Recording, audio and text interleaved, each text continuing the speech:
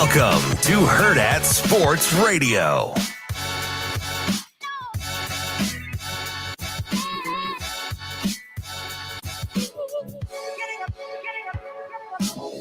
Good morning. Welcome into Hurrdat Sports Radio here on AM 590 ESPN Omaha, ESPN Tri-Cities.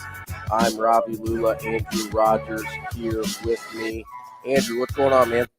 What is up, my guy? Things are good. You know, I could be feeling a lot better. I don't know what feels worse right now, my backside after biking 15 miles yesterday, or my hoofs heart after watching two games just, well, one get away from one team and the other just not able to hold on after Creighton held like a pretty, like, I don't even want to call it a comfortable lead because it never really felt like comfortable, but all in all, it wasn't like they were ever out of that game. Mm-hmm. And so, like, whether it was responding or whether it was containing, you just kind of felt like, okay, like, you know, either way, I could expect either of these teams to win. But I think it's my backside that hurts the worst right now. Not gonna lie. Yeah, that's fair. That's an aggressive amount of biking that you got. Well, you know, it's funny too, because my sister has like one of those like Nordic tracks. Mm-hmm. So she's like, "Hey, you want to bike in New Zealand today?" I'm like, "Yeah, I want to bike in New Zealand. This sounds awesome." So I'm biking, and you know, I'm listening to my own music, and the trainer on the screen is like trying to tell me what to do and like how to keep my RPMs up to match what I'm supposed to be doing. And you know, I haven't biked in a long time. For one. Two, I haven't worked out that long in a long time. And three, by the time I was like 15, 20 minutes in, I could already feel my behind starting to burn. And then my legs just left me. I thought they were unattached at one point. And so we get to like mile 10. And so, yeah, only 5 miles left. Doesn't seem like a lot on a bike. And for a full mile, I'm biking uphill. Oof. On like a 4 incline. And then I thought, what am I doing? But I grinded it out. I finished it off. I feel good for the most part. And here I am back at it with you today. Yeah, I mean, as I'm watching that, you know, Creighton game, I'm wondering when some of those guys' legs are going to leave them as well, because, I mean, you've got Shireman and Alexander putting in 45 minutes last night. Not that I mean, it's a lot. Kalkbrenner put in 42. And I'll be honest, in his last couple of games, it looks like Kalkbrenner's legs kind of may have left him already. Listen, I love Ryan Kalkbrenner. Just last week, I said he was the MVP of either of the two major conference basketball teams in Nebraska. And I still believe that's true, but he got absolutely worked by Oduro last night. And that honestly is the difference in the game. You can't give up 32 points to Josh Oduro. You just can't. And if Kalkbrenner's able to hold that to even a reasonable number, like 18 to 22, Creighton's fine and they win, right? That was a huge issue. You know, I thought that against Butler on Saturday or Friday night, still weird that they played a Friday night conference game. I thought that the Creighton defense overall struggled, but what I think I'm figuring out here, right, is that Creighton's defense is so dependent on Ryan Kalkbrenner being otherworldly that when he becomes simply even just above average, their defense looks terrible. Mm-hmm. Because everything is designed to funnel things to Ryan Kalkbrenner and to allow Kalkbrenner to contest shots and alter shots and block shots. But when he's not able to do that, other teams absolutely feast. And when he's not able to do that, even at a defensive player of the year level in the conference, other teams are allowed to feast. These two last defensive efforts against Butler and Providence respectively are not going to get it done for Creighton. They just cannot survive these games. And let's be totally honest here. It's not like Providence and Butler are the world's greatest offenses. Okay. Like that's where it's really concerning is these teams are letting Creighton get into shootouts. And in the past, if you let Creighton get into a shootout, you were losing, right? That was just full stop. You were losing. Creighton's lost 2 in a row of those now. And secondly, these are against teams that are not the offensive juggernauts of the Big East. This is not Marquette. I'm concerned when they play Marquette if they're still playing this way. And I think you have to look at their rotation, and you have to look at the guys getting minutes outside of the main 4, because even, it's not like Mason Miller's playing a ton of minutes either. Farabello had more minutes than him coming off the bench. Outside Farabello, you're looking at Jason Green getting 4 minutes and Isaac Trout getting 3 minutes. Fred King didn't even see the floor, which he struggled at times this year. I understand that, but it seems like every other good team finds a way to steal a handful of minutes here and there for their guys that need it. You can't count on guys playing 45 minutes a night. And I know, they've had 3 overtime games in the last couple weeks, and in each of those, their main guys are playing over 40 minutes a night.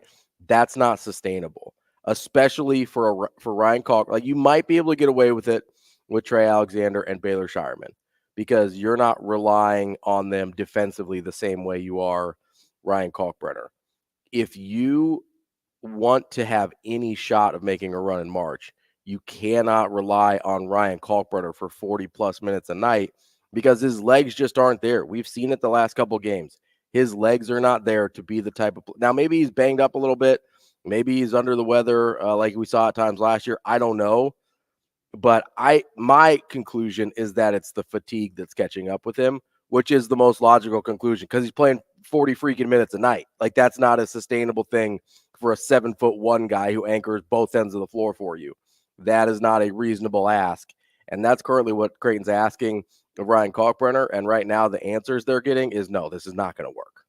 Well, you brought up a lot of good points there, and I'll try to kind of take everything that you said. I got a little ranty there.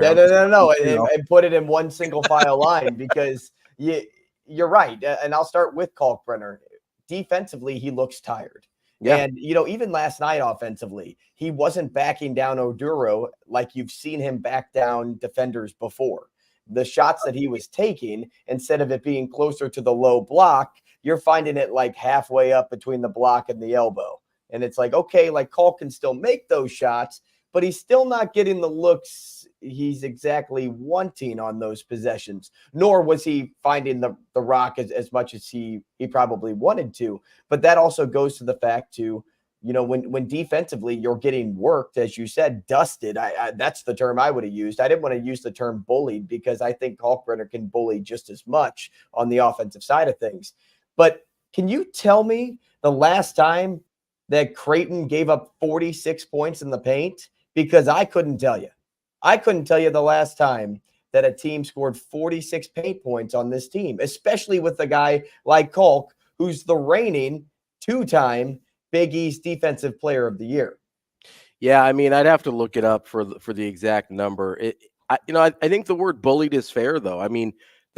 There is a certain body type of big that Kalkbrenner does struggle with a little bit, and that is kind of the short, like the undersized guys that are big bodied. We see it with Dixon from Villanova a lot.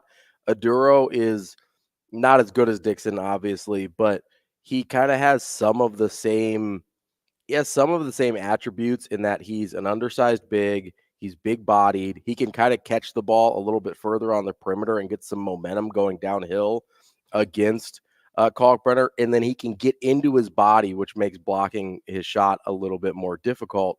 But it's not just the one-on-one defense on Oduro, right? It's the fact that he seems like he's a half step late in coming over to help, in coming over to contest other player shots as the help side defender. And like I said, I don't know if he's a little banged up. I don't know if he's under the weather. I don't know if he's just simply tired of seeing Creighton give up offensive rebounds, so he's trying to stick a little bit closer to his man a little bit longer, because we've seen that be an issue for Creighton this year as well. But the fact is, whatever the reason, he hasn't been as effective as the anchor of that defense recently as we've come to expect from him. And that sort of pulls the pin out of the entire defense, and the rest of it starts to fall apart. It is not a functional defense without Ryan Kalkbrenner being Big East Player of the Year good.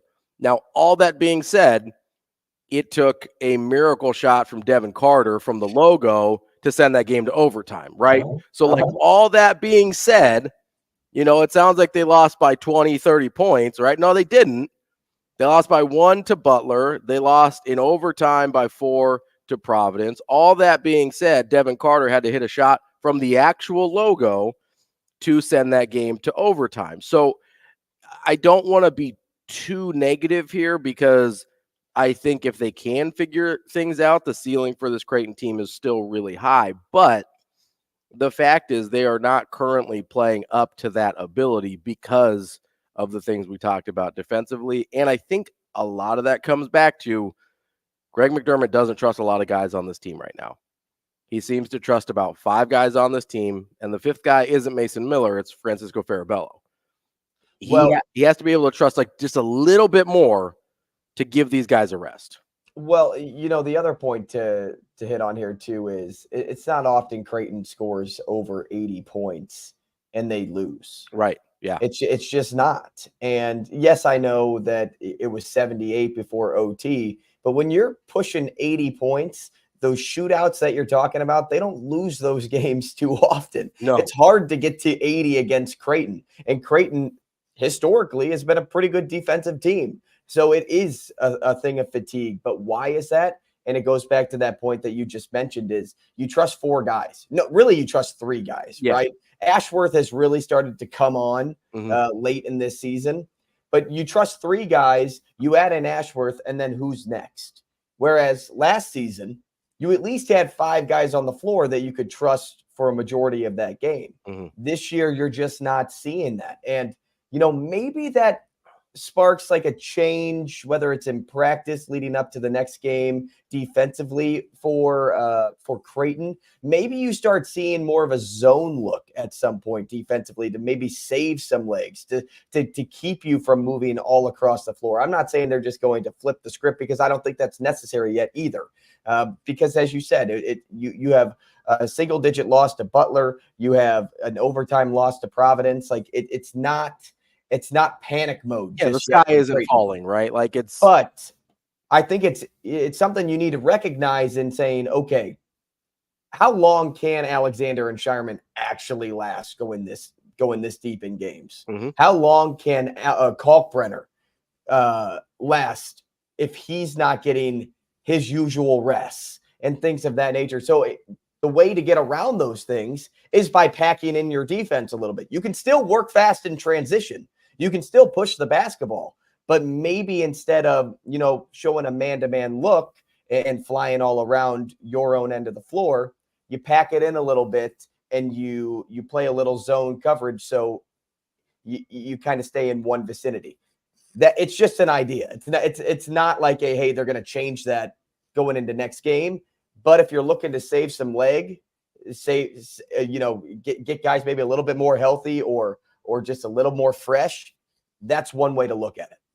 Yeah, I mean, something has to change, obviously, right? Yeah, changing up tactics is one option in terms of, throwing some different looks at teams that may save Creighton's legs a little bit. I don't know what the answer is, honestly, because there's no easy answer. Either you have to change what you're comfortable with in terms of tactically, or you have to change what you're comfortable with rotationally, right? You have to do something you're uncomfortable with in order to try and fix this problem, because what you are comfortable with is leading to other teams putting up a whole heck of a lot of points on you. So, I liked that. I liked that Coach McDermott went to Jason Green a little bit last night. I thought he provided a lot of energy off the bench. Now he's not going to fix all your problems, right? But if you can steal, I mean, we're not even talking about a lot of time here. We're talking about like 2 or 3 minutes a half, right? If you can steal 2 or 3 minutes a half, especially for Kalkbrenner, which is all they were really asking Fred King to do before. And after looking pretty good to start the season. He seems to have regressed a little bit in that role, whether it's trying to play Trout at the 5 a little bit, which he only played 3 minutes last night, and it kind of seemed to lose those minutes out at the 4. Maybe you try Trout at the 5 a little bit. Jason Green's used to playing a little bit bigger as well. I don't know what the combination or the solution is there, but McDermott has to find a way to feel okay stealing 2 or 3 minutes a half, at least for Kalkbrenner. Like that at the very least. I mean, you don't have a ton of options in terms of giving Shireman and Alexander rest because the drop-off from those guys to the next guy is pretty big. I understand it's really big from Kalkbrenner to the next guy too, but I think it's less sustainable for Kalkbrenner to play those minutes than it is for the guards. He's just a bigger body. It's a more wear and tear on him. And being totally honest here, they ask more of Kalkbrenner than they do of any other player on the floor because of what he's asked to do defensively as well as the offensive end. So, I mean, I agree. They're going to have to do something they're not real comfortable with and that they haven't really done so far this year. I don't know what that looks like yet, but it'll be really interesting to see. This is kind of where, coaches make their money. This is where coaches is making the decisions that aren't obvious, right? It's making the decisions that you have to decide which version of uncomfortable is going to work the best and which version of uncomfortable can you live with if it doesn't work out, right? That's where Coach McDermott's at right now. And, we've seen in the past that he's done a really good job in those situations. He's done a really good job when things were not comfortable and he had to try some things out. It'll be interesting to see what he tries out this year because there's no easy answers on the table. My last point, and it's more of a question for us to maybe dig a little bit deeper into, but when Trout came over from Virginia, he was supposed to fill in that 4 spot pretty well. Like we knew he was a good shooter. We knew that he could really play into what Creighton was trying to do, but we haven't seen enough of Trout this year, or maybe we saw enough early that's why we're seeing only 2.5 minutes of game time from him. What do you think needs to be seen out of Trout going forward? Is this the expectation of who he is for this team? Is he still too new to the squad? And it's just, that's why he's taking a back seat. What do you think's going on there? Yeah. So I think a lot of this is that last year for him at Virginia was a total waste. Like, I don't think he got any better last year at Virginia. And that's a tough year to not play and then to not get any better. Right. So I think there is some of the adjusting to the speed of the college game and still trying to get to a point where he's improved a little bit. What I think will really help is I think his, kind of like we saw Baylor last year, his body's kind of transformed from last year to this year. He looks leaner. He looks a little bit quicker. We've seen him like dunk on some people a little bit this year, which is not something we saw at all last year. Seems a little bit more athletic. I think that's what the biggest thing we need to see is Jeremy Anderson, the guy that runs their strength and nutrition, everything over at Creighton, does a really good job with players' bodies and getting them feeling right. I think that's what Trout needs more than anything, because I don't think he got any of that last year at Virginia. That being said, I always have had some concern about his ability to defend the 4 at the Big East level or at the major conference level. I always had a little bit of hesitation there because sometimes he can seem to get his feet stuck in the ground a little bit. I wonder if, and that's why I keep bringing up him as a possible small ball 5, if he is able to get strong, and he's not even that small. He's like 6'10", right? He's a big dude. This isn't like running Ethan Rogge out there at 6'7" on a good day, like he's 6'7" the way I'm 5'11". All right. Let's just put it that way. You running him out there at a 5 against the Big East, like Trout's every bit of 6'10". Like he's a big dude and can stretch the floor. If he can get comfortable defending bigs as opposed to trying to defend on the perimeter, I think that's the best path forward for him to earn significant playing time for Creighton. And with Kalkbrenner leaving next year, it could actually be a really interesting opportunity to play him and Mason Miller at the same time, where you would have a still pretty lengthy team, but a lot of floor spreading ability in your front court. So I think that could be really interesting. But to me, it's all about kind of recomposing his body a little bit, getting himself into a place where either he can be a little bit quicker and feel more comfortable guarding on the perimeter at the major conference level, or kind of shifting his focus to maybe being more of a 5 as opposed to a 4. Because long-term, his future is probably as a stretch 5 if he's able to play at the next level. Because if he's already struggling to guard on the perimeter in college, that's going to be even a bigger issue in the pros, right? So if he wants to have a future in basketball, the 5 spot's probably where it's at. He should probably start learning that now, because you can do a lot with the 4 spot in college. You can go small, like Creighton has a lot, and basically put a guard there. You can go all the way big and put a guy like Mason Miller there, who's kind of a tweener 3-4. There's a lot you can do there. In the pros, like you don't have as much leeway. You're not putting like a 6'4" guy very often at that 4 spot, and you're not putting a guy that can't defend on the perimeter at that 4 spot either. So that's what I think Trout a little bit needs a position change, but he also needs to fix up his body a little bit. And I hope it's as simple as that. I hope it's as simple as just a body change and catching him up to speed, because he's got all the talent in the world. He just needs to be able to showcase that a little bit more. Now, as for Nebraska, speaking of talent, they have a lot of talent at home and not a whole lot of talent on the road. And we can call them road woes. We can call it whatever you want. But, if this team can't find a way to win on the road ever, they won't go dancing. I think they have to get a road win to make the NCAA tournament. I think that's fair. They just won't, because no committee is going to look at this team and say, gosh, what we see at home, it's enough to mask what we don't see out of them on the road. Like, nobody's going to say that. Unless they go deep in the Big Ten tournament. But again, if you go deep in the Big Ten tournament, what are you technically winning? I mean, they're neutral, but they're away from home. Yeah, they're away from home games, right? And that's kind of what I was getting at. No, and that's a good point, because I genuinely do think, even if Nebraska's got the resume for it, which winning out at home, they'd be right on the bubble, I think. They'd need a little help, but I think they would be right on the bubble, and depending on what some of the other conferences did and some of the other bubble teams, they'd have a real shot to get in. The problem is, you're right, it's become a narrative about them not being able to win on the road.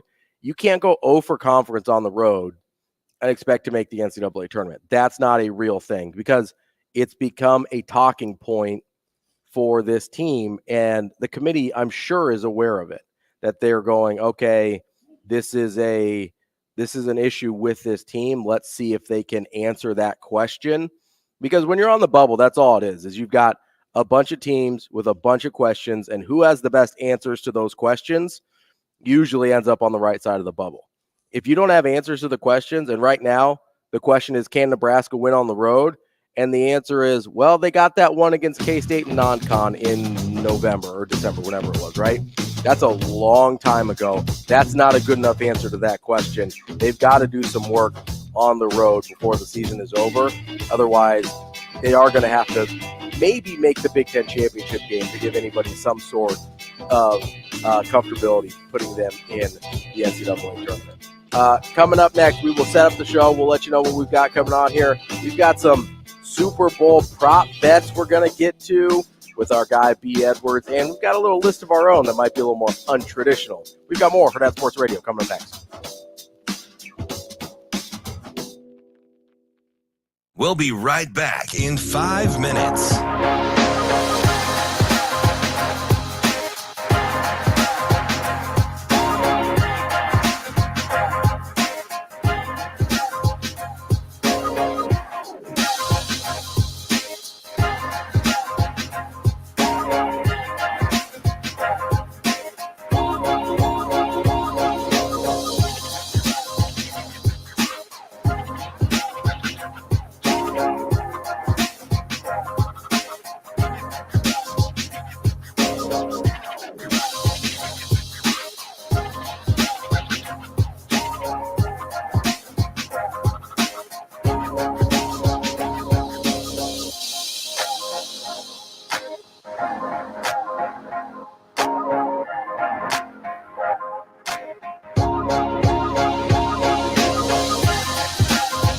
We'll be right back in 4 minutes.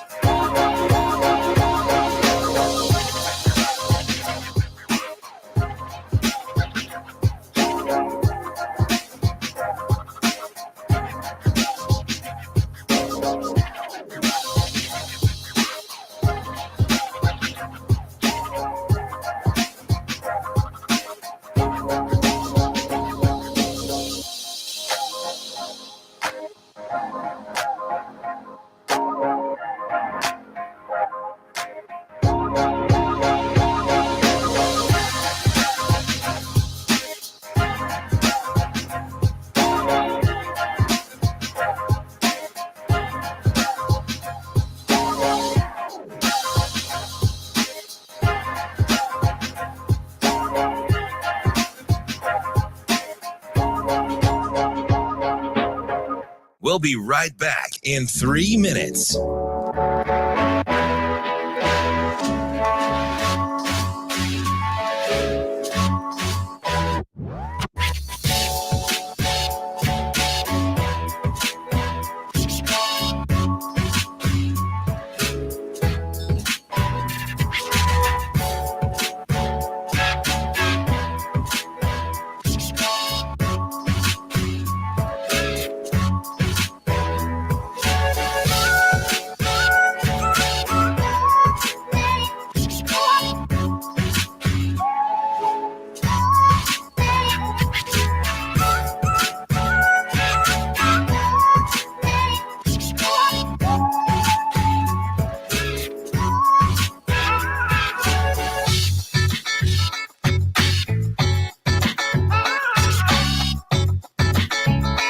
We'll be right back in 2 minutes.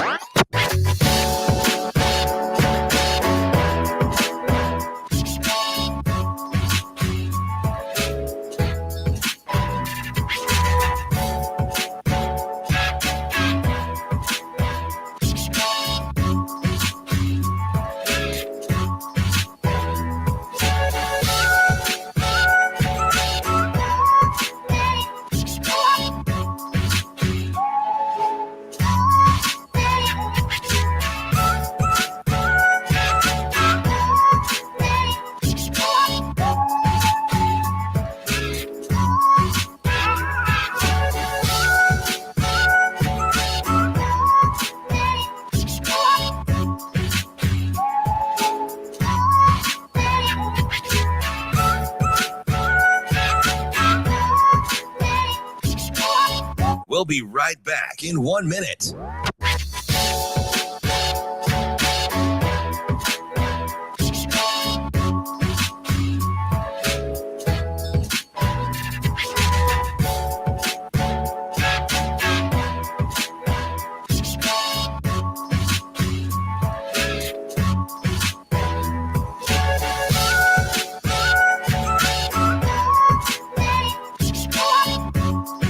We'll be right back in 30 seconds.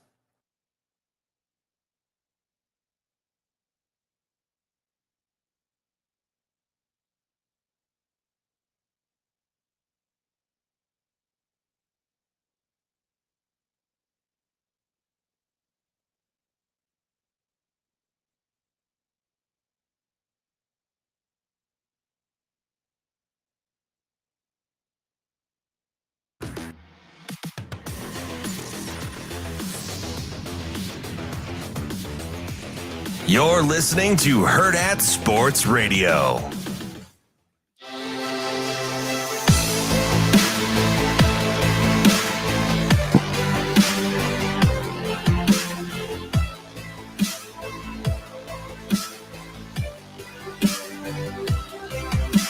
Welcome back to Hurrdat Sports Radio here on AM 590, ESPN Omaha, ESPN Tri-Cities, and KFOR in Michigan, coming up for the 9 o'clock hour, just in Omaha and Tri-Cities until then.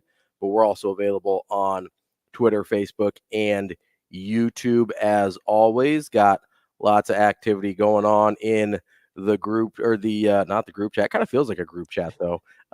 We get a lot of the same about the same 7-8 people. Yeah, we get the same kind of group of people a lot. Corey chimes in with Nebraska basketball. They need to go 6-1 for me to feel remotely comfortable, which I think is fair. I would feel pretty comfortable at 6-1 because that means you got at least 2 road wins there. But man, anything less than that, and I think you're not feeling great, because as Corey again brings up, he says, with the only 1 road win they had in 2018 when they got left out, that felt like a big story there. And just having 1 road win against kind of a mediocre Big Ten team probably doesn't get it done this year, unless you get some games in the Big Ten tournament as well. So lots of good thoughts on the YouTube channel there this morning. Want to set up the show for you real quick. We do have Brian Christopheron from Husker 24/7 coming up at 8 o'clock. Big day for Nebraska football. Even on a quiet signing day, they landed a couple of recruits. And then we got to hear Matt Rule talk for a little bit. Coming up at 8:30, we're going to, before we talk to our guy, B. Edwards, at 8:45, Andrew and I are going to go through some 10 wild prop bets that we've got for the Super Bowl. And Andrew compiled that list, so I can't wait. I've looked at some of them. I can't wait to see which ones that Andrew chose, because I feel like this is one of my favorite parts of the Super Bowl, are kind of the exotic bets. So I'm looking forward to that. 8:45, we'll talk to B. Edwards to get his thoughts on how he's playing the Super Bowl. At 9 o'clock, special guest for you at 9 o'clock, Mike Lombardi. He was in the NFL as an executive in player personnel scouting. He was a GM for over 30 years. He has worked in the NFL for a very long time. Now he hosts the GM Shuffle Pod. You've seen him all over sports media. Really excited to talk to Mike Lombardi at the 9 o'clock hour. And then we'll wrap up the show with some Hurrdat Hot Seat as well. So that's what we've got on tap for you here. Before we get into any of that, though, how are you feeling about the Nebraska basketball tournament resume as we sit right now? I know my guy Corey is feeling a little uneasy, but how do you think they need to finish this season in order for you to feel comfortable? And how realistic do you think that finish is? I think the finish is very realistic with who they have left on their road resume, but let's not forget who just lost at Michigan last night, right before the Nebraska game started, and that was Wisconsin, who is, what do they have? Have they lost 5 in a row now? Something like that. Wisconsin, if they're not getting the job done on the road in Michigan, well, then you can't expect Nebraska just to come in and say that's the game that they're going to get. And nor have we ever said that's the one that they will get. The likeliest of all the road games left seem to be Ohio State for the good majority of the time. But, I really do have a lot of faith that Nebraska can turn it around as long as their road or their home resume continues. If they stay hot at home, at some point in time, you have to buy into momentum. And let's just take the next couple of games, for example. You have Michigan at home on Saturday. Mm-hmm. You have Penn State the following Saturday. So, yes, there's a good break in the action there, but you're looking at 2 of the bottom 5 teams in the Big Ten. You get both of those wins. You go then on the road to Indiana. And Indiana is just two spots above Nebraska. So they're pretty much neck and neck in the Big Ten standings. Then it's a Minnesota game at home. Minnesota, again, a team that is right about where Nebraska is this year. But I also don't think they should be as high as they are. I think they're actually performing better than people expected, but they could come back down to earth by the time Nebraska sees them on February 25th. And then it's Ohio State, the game that they absolutely have to win. They absolutely have to beat Ohio State February 29th. That gives you 4 games to build up momentum and then get that one on the road, because the next 2 are Rutgers and Michigan. And those are 2 of the 3 worst teams in the Big Ten. You have to get that Ohio State game, because that will continue to build momentum either going into the tournament, or you're going to have previous momentum going into that Ohio State game to show people like, hey, we can actually get this done on the road. Yeah, Ohio State's also important because they are not playing good basketball right now. They have lost 5 in a row. Wisconsin's only lost 3 in a row, but still kind of on a little bit of a slide there.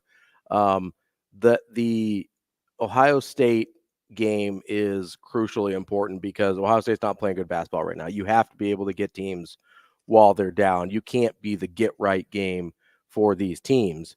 The thing that I wonder about with this stretch is not so much about Nebraska, but you mentioned that Wisconsin-Michigan game last night. Nebraska needs Wisconsin to kind of hold up their end of the bargain, right? Nebraska needs that Wisconsin, because the Purdue game is going to look like a great win no matter what, because Purdue's really, really solid. I don't think they're dropping off. I have very little concerns about that. But Nebraska needs Wisconsin to kind of do their job to make that win look as good as it was at the time, right? You don't want the committee to look back and be like, that Wisconsin team was overrated at 6 at the time. Which we both kind of thought they might be, thought maybe that's like a top 12, 15 team. Doesn't really feel like a top 5, 6 team, but that's what they were ranked at the time. Nebraska needs Wisconsin to hold up their end of the bargain here because they need that win as kind of a staple of their resume. Because let's be honest, the road wins, even if they get them, are not going to be super impressive. We laid out the list of what's left on the resume here. And ironically enough, I'm going by Ken Palm ratings here. Ohio State is the highest ranked Ken Palm team left on the schedule at 60, at 67, right? Minnesota 73, and then everybody else is in the 90s. Michigan, Penn State, Indiana, Rutgers, and Michigan again, all in the 90s in Ken Palm. They don't have any real opportunities for quality wins left. These are should win games if you are an NCAA tournament team. And that's where Nebraska is going to have to take care of business. That's why I'm kind of leaning towards Corey here, where 6-1 is going to be what it's going to take to feel good going into the Big Ten tournament. Because if you lose one of these games, this isn't one of those like, losing to Illinois on the road, not a big deal, right? You can live with that. Mm-hmm. Same with Northwestern. Yeah, that's a top 50 team on the road. Like, you get it, right? That's fine. But if you can't get wins against these 75 to 100 teams, that's where you get into trouble in terms of your resume, because it's like, they're just a super inconsistent team. Yeah, they had some real high highs, but they have some low lows. That's not going to cut it. And especially if Wisconsin continues to slide a little bit and that win looks less and less impressive, Nebraska's really going to need to take care of business here over the last 7 games. Otherwise, they're going to have to do work in the Big Ten tournament. And that's not a place where they've done well historically. And at what point are you not a 75 to 90 team? Yeah. Like that's what Nebraska has to look at themselves in the mirror and say as well. Because right now they're in the 50s. Yeah. At what point are we not one of these teams if we can't beat these teams? The only reason Nebraska is so high is because of those wins, like you've already talked about, because of the big resume builders. Like, they're going into a job interview right now, and they'll probably still get the job because they've conquered Purdue, they've conquered Wisconsin, they conquered K-State. Like, they will get that job. But if you fall off the beaten path, like, you can't forget that they also lost to Minnesota on the road earlier in the year. You can't forget that they lost to Rutgers. And not only did they lose to Rutgers, they completely blew that game to Rutgers. Same thing with the Minnesota game. They had double-digit lead at Minnesota and weren't able to come through on that one either. So the interesting thing about if they're able to get a couple wins on the way out here, all of a sudden those overtime games go from being the narrative of, they can't get over the hump on the road, to like, look how competitive they are on the road. If you don't get any of those wins on the way out, it's, they can't get over the hump. If you get a couple, it's like, super competitive road team. They'll be okay. It's strange how things can change in terms of your narrative with the committee in just a couple games. Coming up next, we will wrap up hour number 1 here on Hurrdat Sports Radio, AM 590 ESPN Omaha, ESPN Tri-Cities.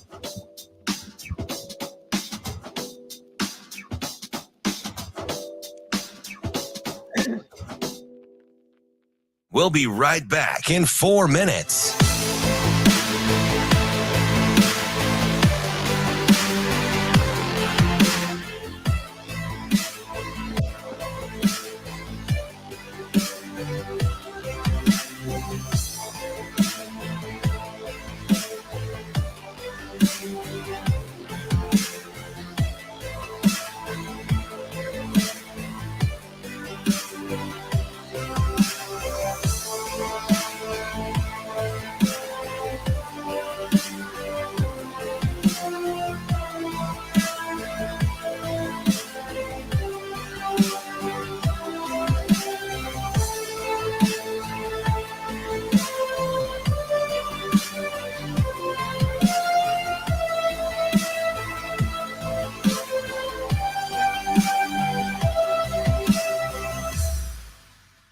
We'll be right back in 3 minutes.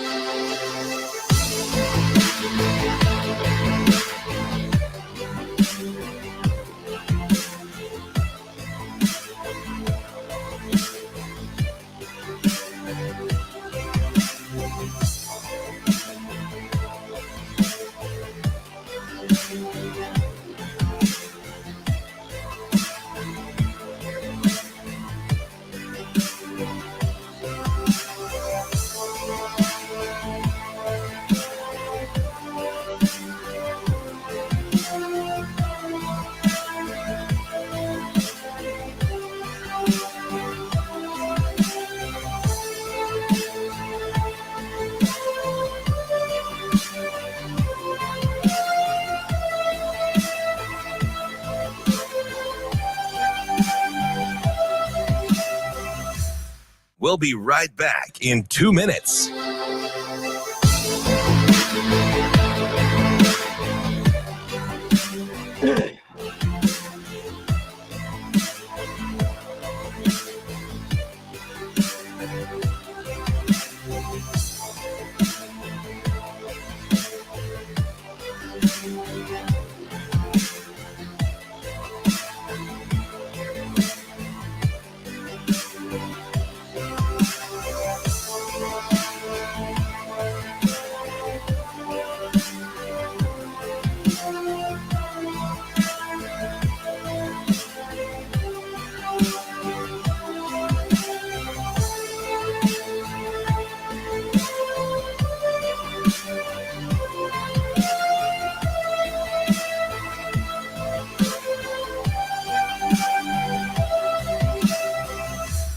We'll be right back in 1 minute.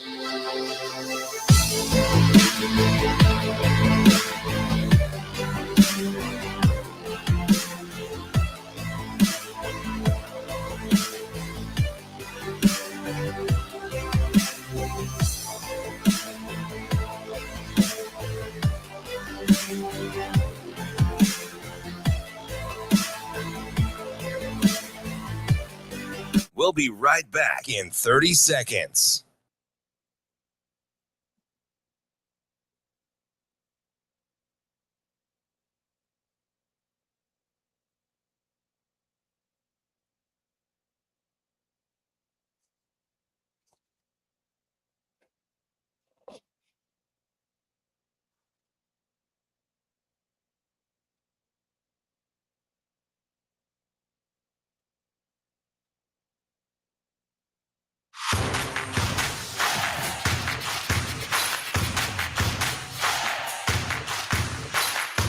You're listening to Hurrdat Sports Radio.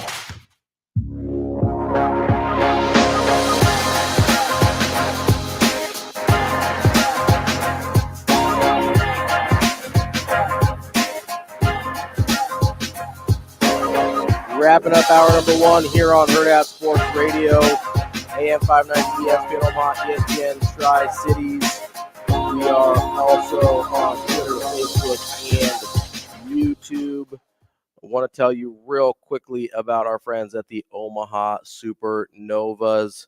I heard, Andrew, tell me if I'm right, I heard the number was only 9,000 last night. It was just over 9, man.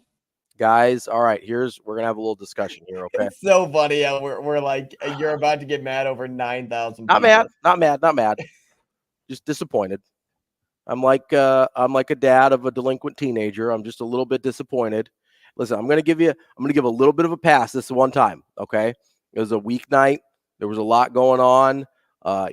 Nebraska and Creighton were both playing. I know that there's a lot of love for both those teams in the area, so I'm going to give a tiny little bit of a pass. But here's what I'm going to tell you, okay? Your Supernovas are going on the road for a little bit. They're going to be road dogs here. They don't come back until a week from Sunday, so you got a little wait here before you get to see your Supernovas at home again on February 18th. I'm hoping the old saying is true that absence makes the heart grow fonder. I want that 5 digits again, all right? The 9,000, that's a one-time pass. That's not something I'm going to allow moving forward, okay? Supernovas.com. Get your tickets. Look at the schedule. They will be playing I believe it's the Orlando Valkyries, which is a very cool name. Got to give credit there. Not as cool as the Supernovas, obviously, but What's still a a cool Valkyrie? name. Is that a new weather event? It might be. We heard about the Pineapple Express yesterday. The next one they're going to name is a Valkyrie. But they will be visiting CHI Health Center Sunday, February 18th at 5 p.m. You can get your tickets now. That's just a week from Sunday here back in Omaha. They've got a couple road games that you can follow along with them between now and then. Go to supernovas.com for schedule and ticket information. I need the 10,000 at least, guys. That's all I'm saying. I'm not going to yell. Nobody's getting grounded here. Loud noises. But I need the 10,000 on February 18th. That's all I'm saying. That's where you're leaving it. I would love 12. I mean, let's get above that 11,000 mark, but I need the 5 digits. All right. That's a non-negotiable. Let's get it done, guys. That is our friends over at Omaha Supernovas, supernovas.com. calm. The 9,000 is more than Orlando's seen all year. Yeah, well, we're better than Orlando, obviously. We know that. I just made that up. I have no clue. I don't either. I haven't looked up their attendance. What I do know is that we are better than, in terms of as a volleyball community, we're better than all the other cities in the league. All right, I feel comfortable saying that. To just stop before you added on to after better. Like, just say we are better. Just we're better. Yeah, I mean, listen. Just stop there. Put a period, Ravi. I'm an Omaha guy. We're better. All right, we're just better. This is what we're going to do here. As we wrap up the first hour here, got to a lot of Creighton and Nebraska basketball. The Supernovas, unfortunately, did drop their match last night in 5 sets.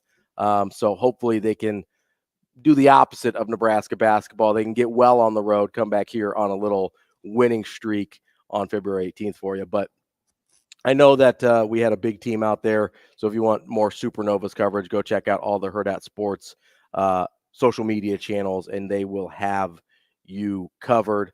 TK is right. Super 6 did just come out. We're going to ask BC about it coming up here at 8 o'clock. If you're not familiar, Super 6 is the kind of media voting on who the 6 most impactful newcomers will be. I almost said freshmen there. Not all freshmen.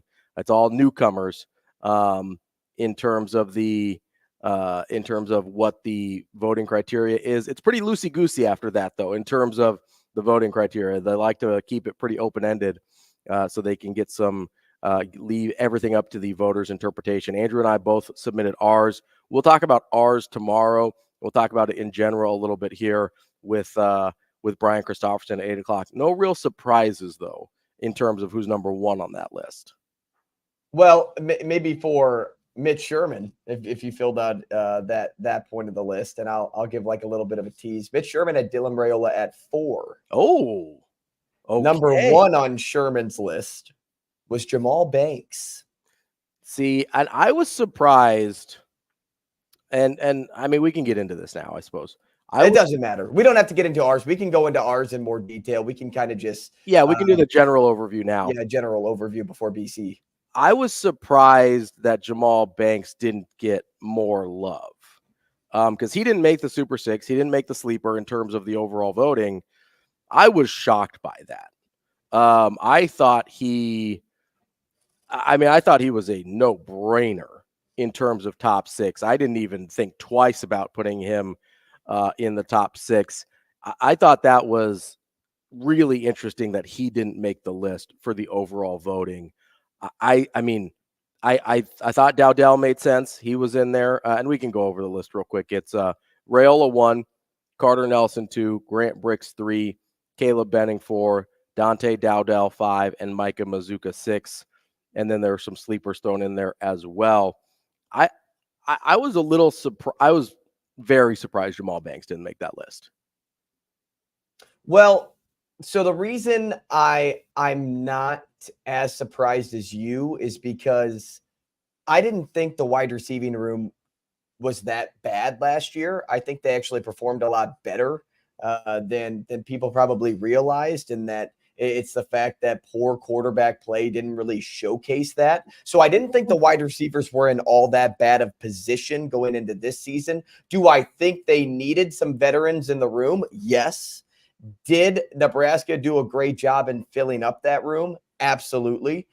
But because it wasn't like a strong pressing need, that's why I kind of retracted on putting a wide receiver, at least in mine.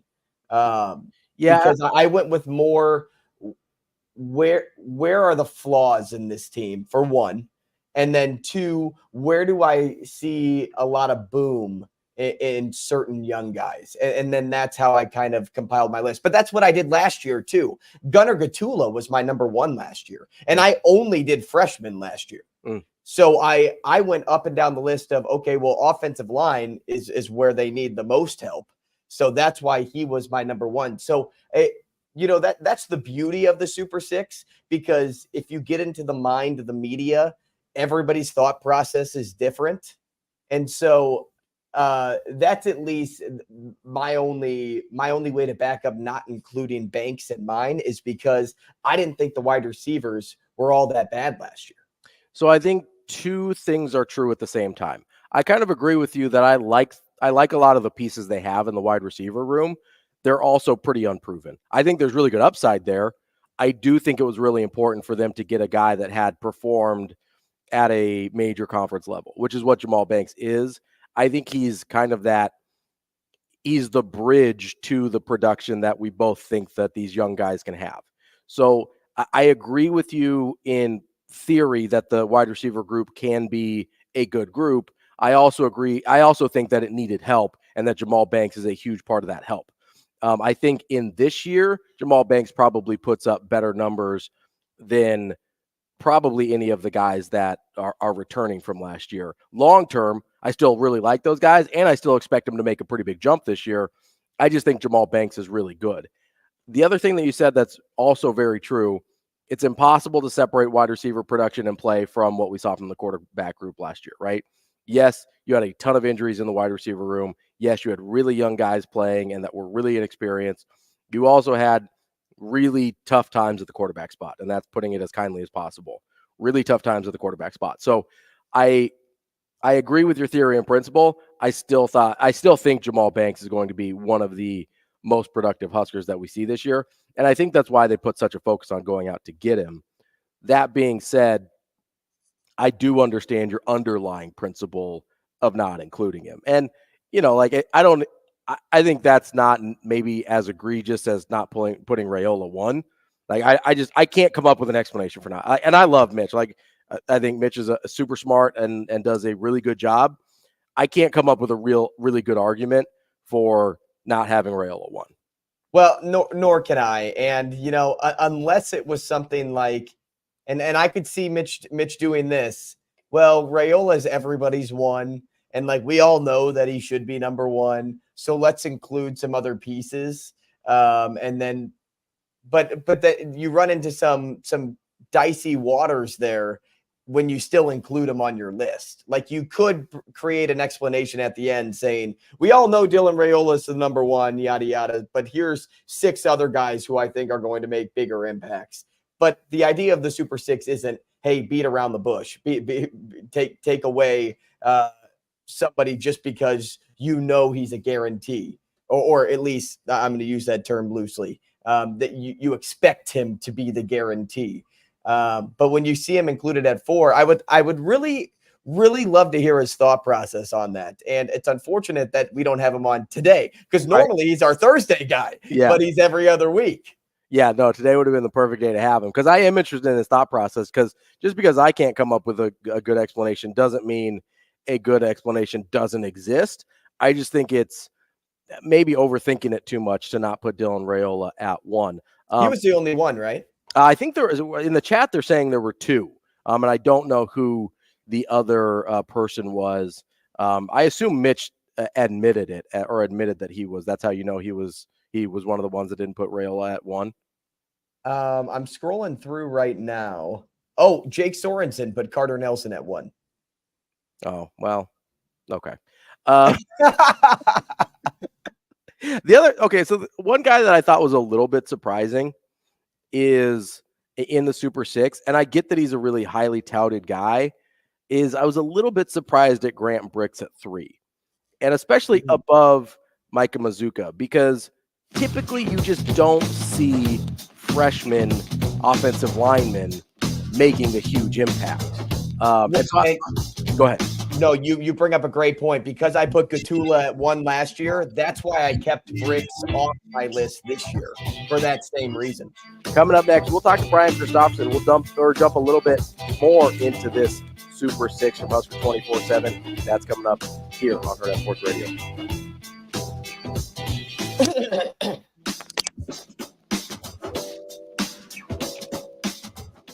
We'll be right back in 4 minutes.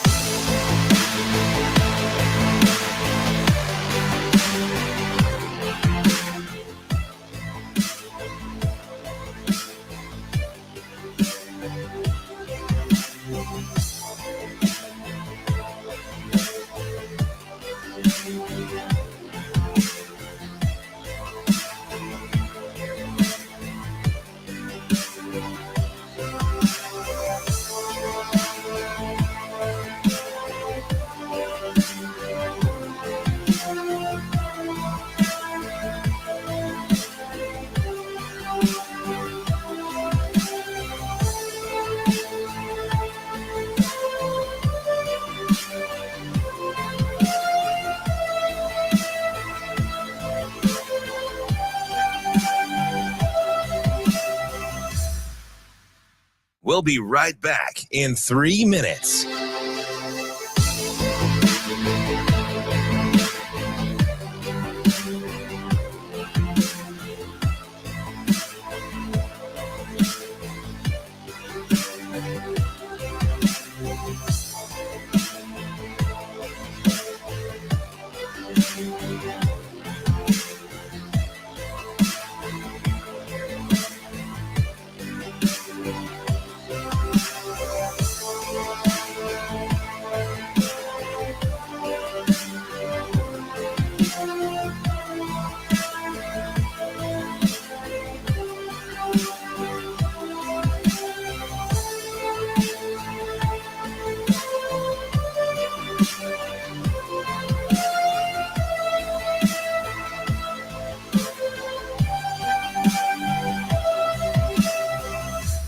We'll be right back in 2 minutes.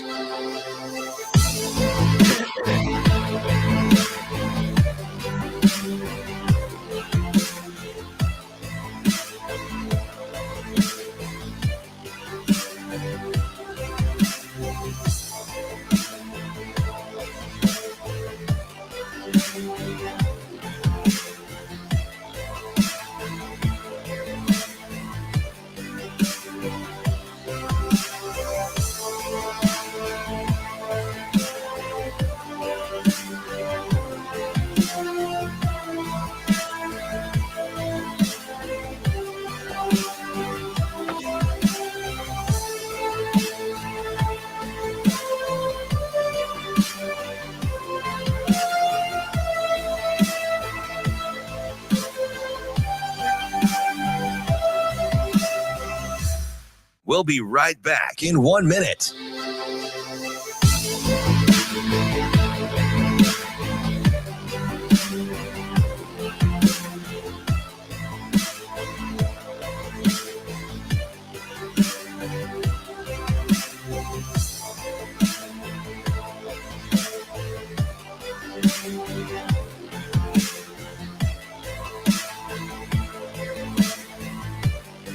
We'll be right back in 30 seconds.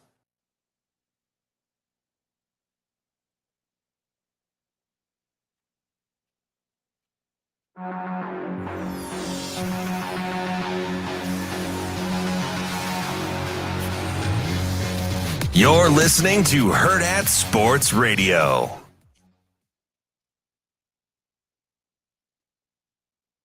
Here is Husker 24/7 senior writer, Brian Christopheron. Yeah, it'll be a little bit of a circus act. Brian Christopheron. Well, I mean, that's pretty interesting. Brian Christopheron. I kind of enjoy that. Here is Brian Christopheron. Kicking off hour number 2 here on Hurrdat Sports Radio, AM 590, ESPN Omaha, ESPN Tri-Cities. We are joined now on the Warhorse Sportsbook Hotline by Brian Christopheron from Husker 24/7. BC, how are you this morning? I'm doing pretty good, guys. How are you? We are doing well, just spending a little bit of time in the Super 6 that you guys put out this morning. We'll get to some Nebraska basketball too, but I wanted to start here because we were just talking about it in the previous segment. I know you had Dylan Raiola at 1. There were a couple guys that didn't. Can you come up with an explanation for me? And I'm not trying to be critical. I'm trying to wrap my mind around this. For the guys that didn't put Dylan Raiola at 1, can you kind of understand a line of thinking that would get them there? They need to answer from you under intense questioning, I would say. No, I'm messing with them. I do have a little bit of an echo in my phone. I just wanted to let you guys know I'm having a little trouble. Okay, no worries, BC. We appreciate you working through that with us here. In the final, Jamal Banks was not included in the did not make the cut on the voting for the Super 6. Were you surprised at all that a guy that I think people have pretty high expectations from did not make the cut there? Yeah, maybe a little bit. In his case and some of the transfers, I wonder if some people left him off because they're only going to be in the program a year or two. Sometimes guys like to do it the more traditional way where you pick someone who has about 4 seasons. So that might have been the reason on that one. But Micah Mazuka did get in there, I saw. And as we heard from Matt Rule the other day, he's got some work to do. So we'll see if some people maybe wish they had a different vote than they had. Now, BC, my favorite on this list is always the sleeper because, you can look at the Super Six and just think, okay, a majority of people are probably saying the same thing. But when you get to the sleeper, it's just like, okay, that's the long shot. Everybody just kind of just throws something at the wall and hopes it sticks. You landed on Donovan Jones. Why? I think he falls into the sleeper category for sure because he hasn't been talked about as much, as some of the other guys. And I love what he did his senior season at Omaha North. I mean, he was just a playmaker. He had to play in a state title game where he makes an incredible catch, like in overtime to help his team win. I know this coaching staff fell in love with him when he showed up to the summer camp, and he wowed them. And I thought he just put it up on film his last year and can be a versatile guy in the defense. So what's interesting about the sleeper is everybody's got like a different sort of interpretation of what that represents. And somebody's sleeper is sometimes somebody's like third or fourth guy on the list. So that's always kind of fun. But Donovan Jones, to me, is like a true sleeper. I don't think he gets as much love in the class as some others. But I mean, I was joking for anybody who didn't pick Dylan Raiola, by the way. I understand that opinions are making it go around. I don't know if we've ever had a unanimous pick at number 1, so that would have been a first, I think. But everybody on there has got something to prove, whether you're Dylan Raiola, who's the most highly touted guy, or to your question, one of the sleepers like a Donovan Jones, or a Braylon Prude or somebody like that. You all got to do it at a different level now than high school, and whatever you're rated before, it doesn't matter. So that's one of the beauties of it. We're talking with Brian Christopheron of Husker 24/7. BC, one of the more interesting names that you included on your list was Willis McGahee. I am intrigued by him a lot, but give me a little bit of your thinking of why you included him. I wanted to bring in one of the Miami guys, and he was sort of my favorite throughout the cycle, just in talking to him and the confidence he has. I think he's a determined guy in the sense that whenever I would interview him, he would always get asked by other people about his dad and all that. And, he loves his family, but I understand this. Guys like him have a little bit of a chip on their shoulder because every story that gets written about him, it feels like during the recruiting process, is always like son of a NFL star, hurricane legend, stuff like that. It's like attached to every article or within the first 5 or 6 sentences of every story about them. And I was talking to him about that in December, and he's just like, I just want to carve my own path. It's not, he's thankful for the way his family has been behind him and all that, but he wants to make his own way on the football field. He's excited to do it on a different side of the ball than his father did, playing linebacker. I think there's an opening for one of the young backers to maybe force their way into the 2 deep, whether it be him or like Vincent Shavers is already gaining weight and I think enjoying himself here. So I thought it was kind of between him and Shavers. I like both of them, and I ended up just going with McGahee because I sort of had a better feel for a longer time about him than Shavers, who I just sort of got to know at the end of the recruiting process. So that was my reasoning.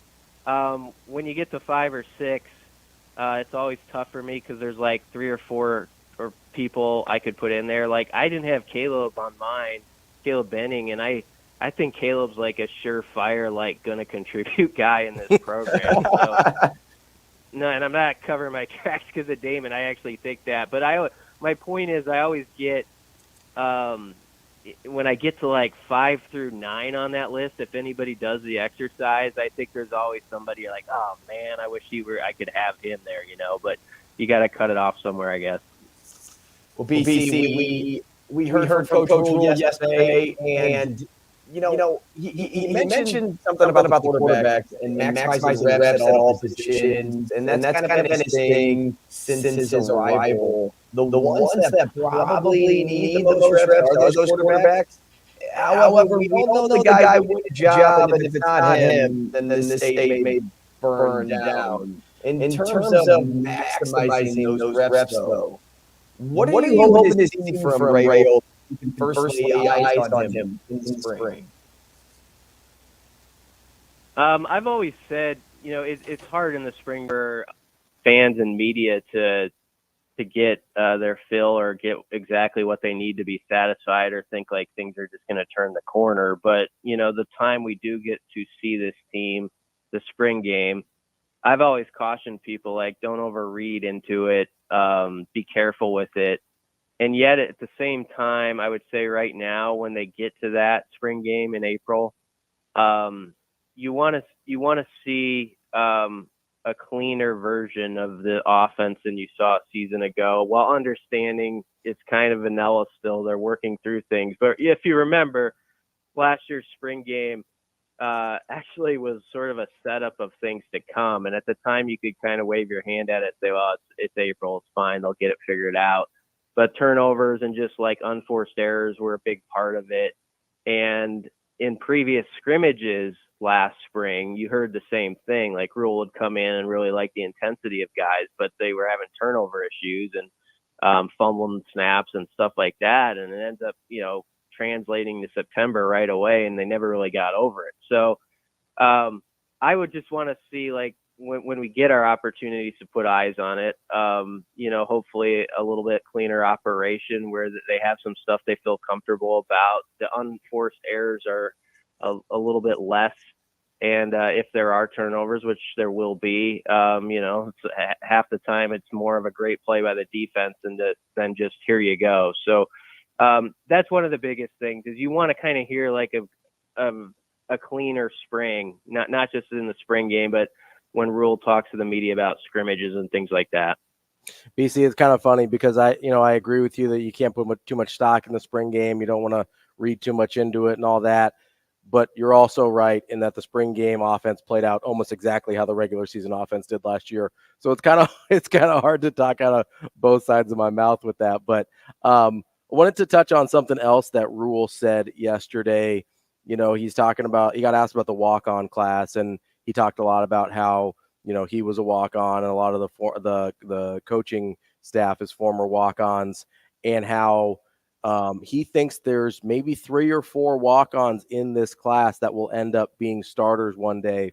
Obviously, there's a couple guys that had scholarship offers of other places that chose to walk on at Nebraska. But when he says something like that, are there some names that pop to the front of your mind in terms of guys you think might fit that mold?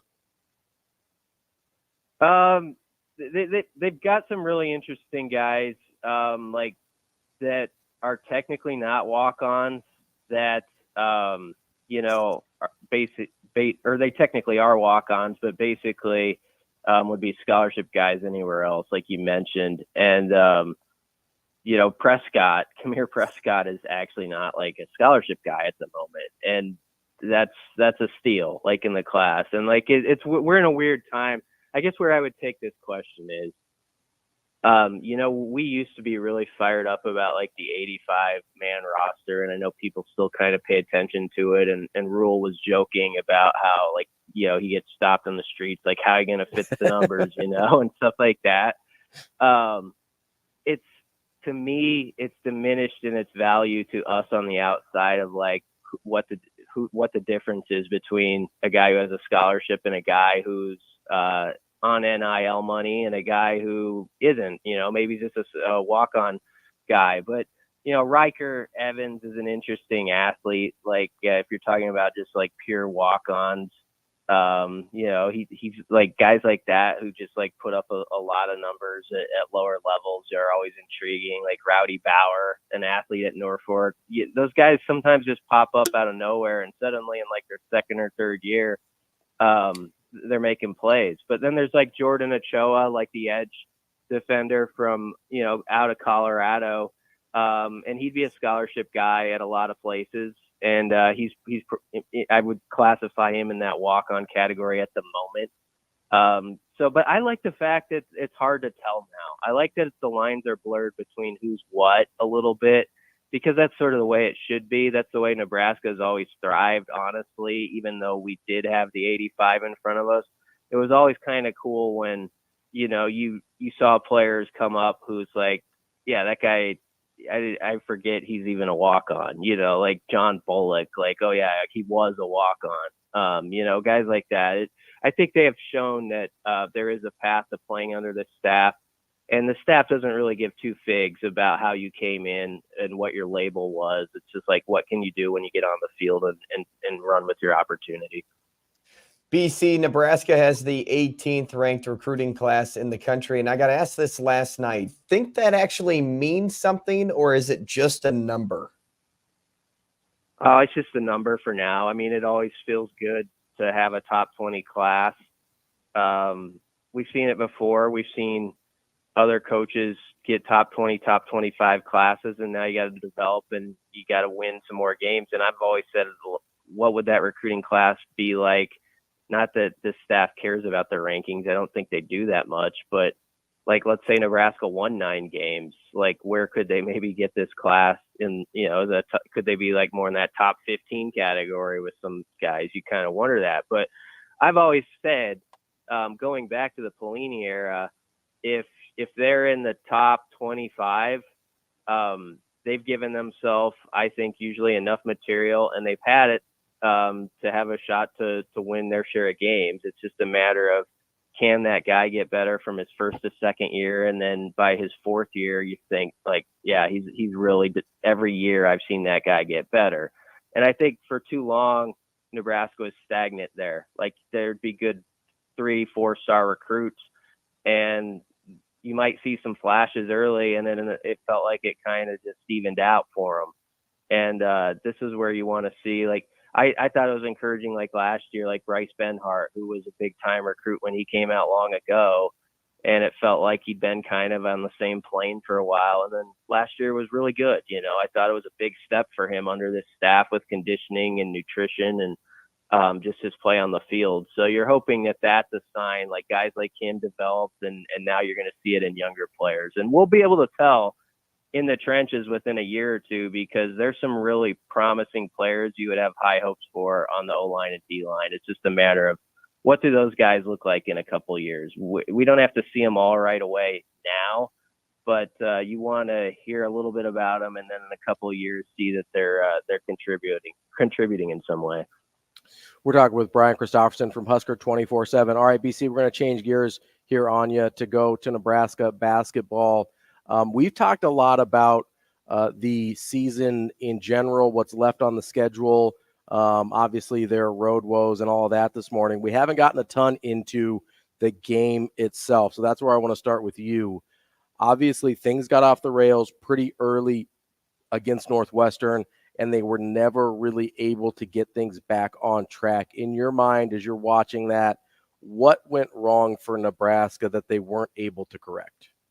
I didn't have any trust that they could get a defensive stop, really. And even when they did force a miss, if you look at the offensive boards, they were stacking up even by the first or second media timeout. Like, Northwestern had like 4 or 5 already on the offensive glass by the 8-minute mark. Ended up 13-3 in offensive rebounds favoring Northwestern.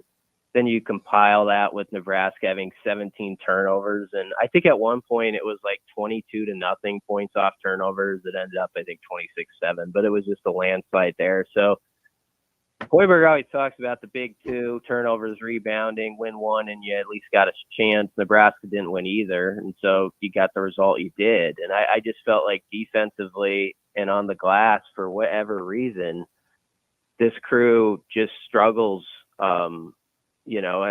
Illinois obviously was a down the wire game you wish you had in your pocket now. But in that most every other one, it feels like it's been pulling teeth to try to get some rebounds. And it was just a sloppy game too by Nebraska. Like the 17 turnovers, some of them were just careless, like lazy passes that get intercepted for dunks, and trying to one-hand catch stuff and without authority, and they take it away. And then Boo Buie got his revenge, and I was a little worried about that for Nebraska because they had shut him down the first game, and he's too good of a player usually to get twice. And he was ready for Nebraska, and he let them know about it too a little bit. BC, 4 out of the next 7 are at home. Thank goodness. But let's scenario build. Yeah. Fill in the blanks. The Huskers go dancing if, and the Huskers won't go dancing if. Yeah, that's a big one. I think they go dancing if they win. I feel good if they win 6 more games. And I'm not saying 6 of 7. I'm saying 5 of 7 and 1 in Minneapolis at the tournament. Yeah. Yeah. So 5 of 7, I'm feeling okay about things. Like they got a good shot. I mean, it's going to be interesting though. It's a good question because like there's wins that you hope hold up well. Like Purdue is going to, and I was feeling pretty good about Wisconsin holding up, but they're on a skid now, and if they kind of just keep going that way, you worry about what quad certain wins fall under and all that stuff. But hopefully they get their act together. Kansas State getting their act together would help things, which obviously beating Kansas was good the other night, but they had been on a losing streak. So I take 5 of 7 though for Nebraska, and they just got to worry about themselves. And really, they gotta lock up the vault, and I think they gotta put away the narrative that they can't win one game on the road. There's a lot of teams in the country that struggle to win away from home, and they only win a couple maybe in their conference. But right now, what's attached to Nebraska is that offer. And if Nebraska had even one of those games, that they've Rutgers, Minnesota, Illinois, take your pick. It'd be a different conversation, I feel like, even this morning. It's all is not lost. I told people before this 4-game stretch that just finished, like, this is dangerous, and I was worried they might be 5-8. They're 6-7 in the league, but you got to go home, and you can't expect anything's a given. You can't just say, oh, Michigan's had a tough go of it this year. Those are 2 wins. Like we saw last night, Michigan, as bad as it's been for them, they've got material on their roster. On a given night, they can beat somebody like they beat Wisconsin. So Nebraska's got to come to ball out Saturday. And then they get a bye sort of until they play for a week, and you get a chance to get your legs under you. And then you got to roll. But they got to like really have a determined like couple of days and understand, and then almost treat it like season's on the line, guys. Like you got to go get this one, not get a scab against Michigan heading into this break. And if you're 7-7 in the league, then people feel a little bit better. And then, got to beat Penn State, Minnesota, and Rutgers at home. The road games are Ohio State and Indiana. So you got Michigan. Those are 3 games where maybe you can win 2 of those 3. It sets up that way, but you just can't look at it like this is going to be easy. You got to go into every game like it's like it is Wisconsin or Purdue on the other side against you. BC, I'm curious, are you more encouraged or discouraged by the fact that a lot of what went wrong in the loss to Northwestern last night was not necessarily like shot making, stuff like that, but maybe more focus and effort things? They looked pretty sluggish. You mentioned the kind of sloppiness on passes. I mean, Northwestern jumped a ton of passing lanes last night, and pretty easily so. Those are fixable things theoretically, but is that a concern for you that some of those things have started to fall apart? A little bit. I'll be honest. I'm not making excuses for him. I wasn't that surprised last night. I didn't like it going in, like how this set up. Like you had a team in Northwestern where it felt like their backs were to the wall a little bit. and had to win at home. You had a determined like top point guard in the league who was like ready to show out after, you know, Nebraska got him the first game. And then you had Nebraska coming off a short prep, you know, where they almost had it against Illinois in a very emotional game. A lot of stuff lined up that the performance didn't surprise me. I don't think it's lack of effort ever with these guys. I know sometimes it can appear that way in sports, like when you're just sloppy and you're not quite, you know, as speedy as you need to be with how you pass the ball and how you handle it on offense. I just think like sometimes they pay a price, and it seems to happen, especially on the road. And we've talked about it for not having maybe that true point guard. And it goes back to, I mean, they thought they had that true point guard, like in Aaron Eulis, you know, like when they got him, and he's not available right now. He's still on this team, but not available this year. And, you know, without him and like sort of that steady, like he's a natural at this position guy, I just think there's a price to be paid for it sometimes on the road. And it feels like and teams know that they want to pressure Nebraska heavy and make sure, like, you know, like how can you really handle the ball? Like, how are your handles? You know, Bryce Williams or whomever. Like, let's put the heat on you and see. And occasionally it led to some disruptive things. And last night it was just too constant with it. So it was a very disappointing game. And yet this morning they have to be like moved on completely. Like even right now, I mean, I think their mind has to be like, all right, there's 7 games left in this regular season. We're supposed to be the favorite in most of these games. Let's go prove that's a true thing. Brian Christopheron, Husker 24/7. We appreciate your time. We'll talk to you later. Yeah, thanks a lot, guys. We'll be right back in 5 minutes.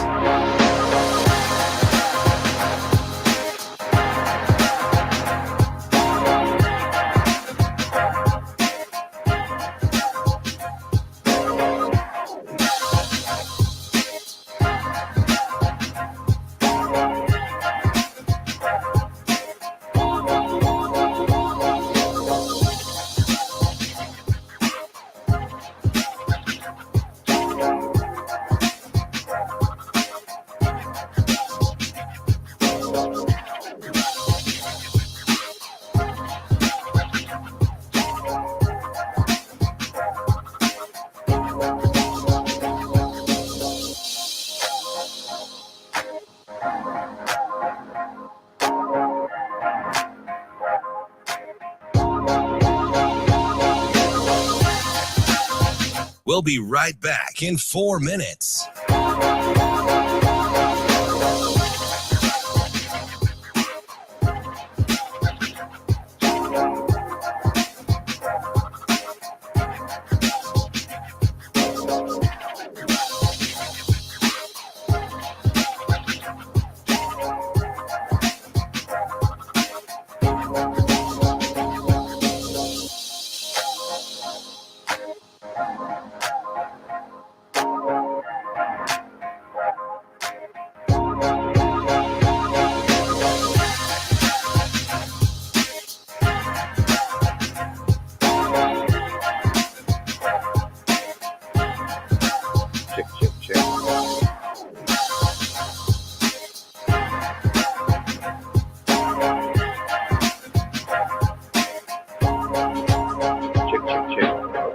We'll be right back in 3 minutes.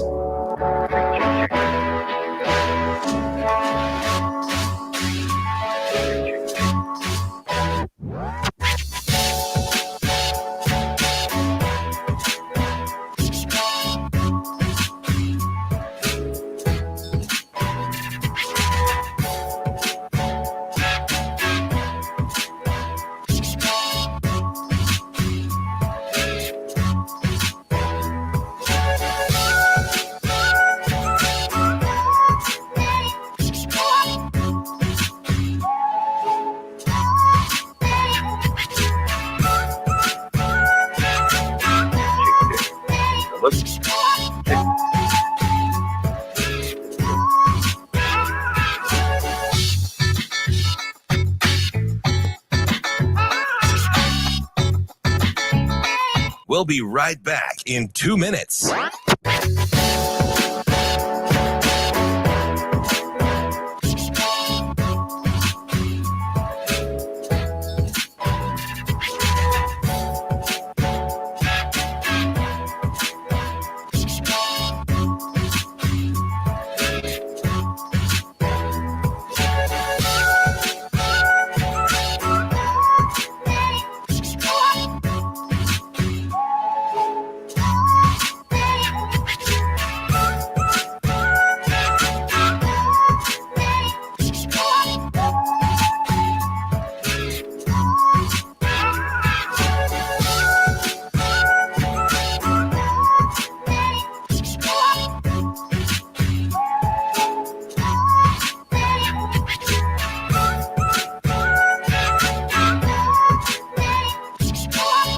We'll be right back in 1 minute.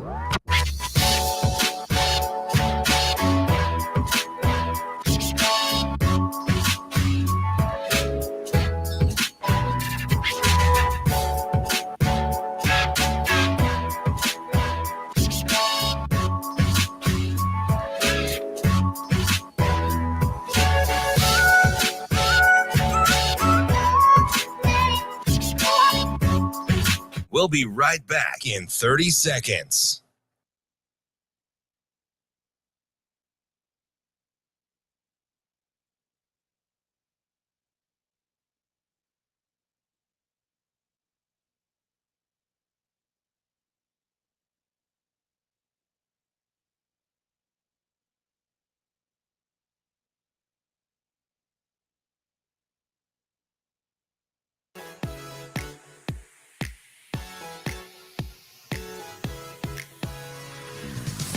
You're listening to Hurrdat Sports Radio.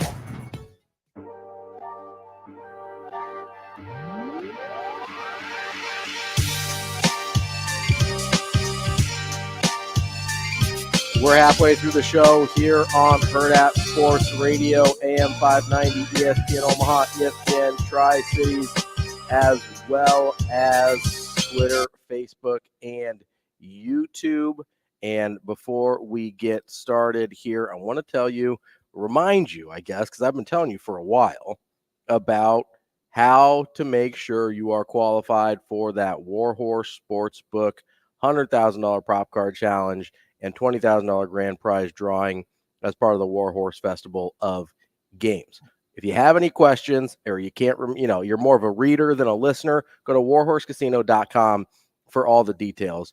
But you should already have all your entries built up from the past month. All you need to do now is take that rewards member card to the casino in Lincoln, swipe that thing, and validate your entries. That way, when you go 25 for 25 in the prop card challenge, you have your opportunity to win $100,000. Man, you go 25 for 25 and don't validate that thing, you're going to be kicking yourself, all right? So don't be that guy. Make sure you get to the casino in Lincoln, validate those entries with your Warhorse Rewards member card, and get that thing done. That is warhorsecasino.com if you have any questions on how to do this, or they can help you out at the casino in Lincoln. That's Warhorse Casino, Warhorse Sportsbook, no bets, no glory. You can't do that in Omaha, but you can always go over to 6303 Q Street at Horseman's Park and, maybe play some of these Super Bowl bets, maybe some of these props that we're talking about. Andrew, I know you compiled a list. Props and exotic bets are where you live. So let me hand it over to you. Let's start going through some of these exotic prop bets for the Super Bowl. Oh, you're on mute, bud. I think exotic is saying it nicely. See, the mute button gets me every time. At least twice a week. What's the show? At least twice a week. I think you're putting it nicely by saying exotic, though, because some of these bets are just outrageous. Love it. And the first one here, if it happens, you'll be set for life. Okay. Even if you put $1 on it. What do we got? You'll be set up for life. Las Vegas is invaded by aliens, and the game ends in a tie. Wait, so hold on. That is a prop bet. No, hold on. So does the game have to be tied when Las Vegas is invaded by aliens? Because if they're just invaded by aliens and the score is like 7-0, that doesn't end in a tie. That's just a postponement or something, right? I don't know. I mean, maybe it's something similar to like the DeMar Hamlin game where both teams were just like, we're not playing this. We're just not playing this game. And so that's at least how Bovada is showcasing this bet. There's a 0.1% chance that aliens will invade Las Vegas. Honestly, that seems high even. The 0.1 seems high. So if you were to lay, what's that, $1? Is that plus $1 million odds, plus 100,000, something crazy like that? I think you're in good shape, though. You know what? And that's the bet that's going to hit, right? That's like the 80-1 horse at the Kentucky Derby that hit 2 years ago. It's going to be this bet. Okay, so is that the most extreme bet on the list? I hope so. That is that is the most extreme, but some of these are close seconds. Like I don't know. Travis Kelce and Taylor Swift announced they're having a baby. So hold on real quick. The amazing Daniel on Twitter says Vegas knows things, which is true. He says the fact that they made a tie a part of it tells me that aliens are definitely going to invade. It's just a matter of what the score is when they invade. That's hilarious. Amazing, Daniel. Sorry, continue. That's the one that's going to hit. So are Travis Kelce and Taylor Swift going to announce they're expecting a baby? Well, there's a 4.8% chance of that happening. According to the Vegas odds? Okay. All right. Is Taylor Swift going to join Usher during the halftime show and sing Shake It Off if the Chiefs are losing, and then it leads to a Chiefs win? Okay. All right. There's a 0.4% chance of that happening. Ravi, there's a better chance that they announce that they're expecting a baby than Taylor Swift going on stage at halftime and singing. Yeah, I have to disagree with that. I have to say that it's more likely that she ends up singing on stage than, because even if she is pregnant, the fact that I have no idea, right? This is all ridiculousness, right? But even if that's true, the chances of her actually announcing that during the Super Bowl or after the Super Bowl, I mean, come on, get out of here. And then you have, before I get to some of the classics, I got a couple more here. What will happen to the price of Bitcoin during the Super Bowl? I like how they do these things that are just like totally unrelated. Yeah. And Bitcoin going up is a favorite right now. Ooh, interesting. So if you have Bitcoin, congratulations. That's minus 125. All the crypto bros going to get busy during the Super Bowl. Well, that's how they're getting people to buy in, just like how they got a lot of Swifties to buy in. Speaking of Swifties, the Chiefs win and Taylor Swift goes to the White House with the team and endorses Biden. That is a prop bet right now, which I don't know how easy that is to track, because I know it's a future bet, right? Like it's like betting on a national champion, but like what qualifies as endorsing Biden? Can it be something on like social media? I think the way it's said, then she would have to do it during the White House trip to celebrate the Super. That's how I hear it. So I think it all has to be like one conglomerate event, right? Where they go to the White House, Taylor Swift is there, and she gives the endorsement. Mm-hmm. I think it all has to happen in the same trip. So I don't think like a social media endorsement would count there. Well, and we've talked about this before, and we've never really gotten into it, but I think that's where a lot of the Taylor Swift hate lies, in terms of like who or what she stands for.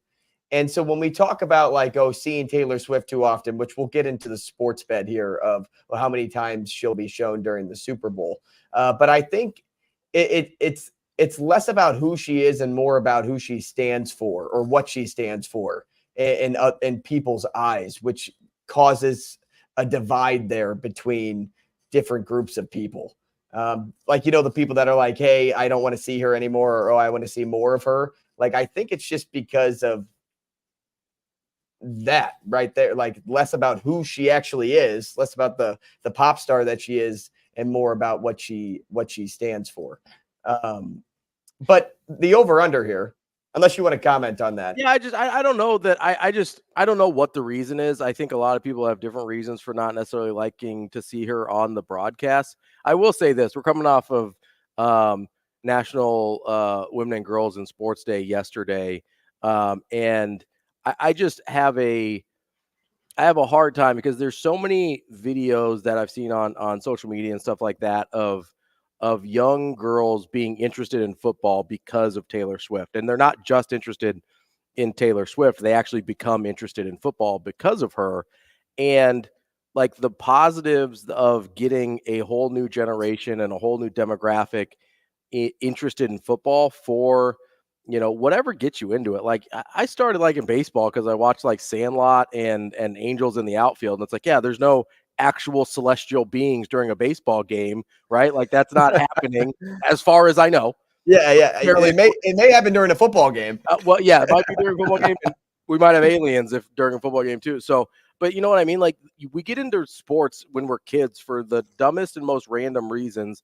And if Taylor Swift gives an entire generation of women and girls a reason to watch football when they wouldn't have normally, then I'm all for it. I do think, Amazing Daniel makes a good point. I do think there's like an age thing there too, where, there's kind of there's probably a tipping point with age where it's like, okay, if you're above or below this age, you either get annoyed by it or you don't care or you're really into it with the Taylor Swift thing. But yeah, I just overall, like, even though I understand like not everybody's going to agree with everybody else's stances on things, but I think the positive of her getting an entire generation of people that maybe wouldn't be interested in football otherwise kind of engaged in the sport is a positive. But we can move on. Yeah, so the over-under here is 4.5 to see Taylor Swift on the screen for the Super Bowl. I think this is the easiest bet in the entire world to cash. The easiest over. Okay, what's the number? And here's why. 4.5. Okay. Okay, so Colin Cowherd ran the numbers on his show last week, and she's on screen an average of 25 seconds in a football game. Which is not a lot, by the way, for the amount of stuff we've seen about it. Not a lot. Right, but how often does she stay on the screen, right? There's no way she stays on the screen for more than 5 seconds. No, it's usually pretty quick. Like, hey, Kelsey makes a catch. They show her for 2 seconds. They pop back to the thing. So if she's shown on TV in the AFC Championship game a total of 32 seconds, and we're talking about 5 seconds per, you hammer the over. Yeah, well, especially because, do they include, like, pregame and stuff, too? Because if they include that, it's way over. I would guess it's like game start to game end. Okay, fair enough. I still think the over is the smart play there. Speaking of smart plays, we're going to talk to Brian Edwards, our Vegas insider, coming up next here on Hurrdat Sports Radio.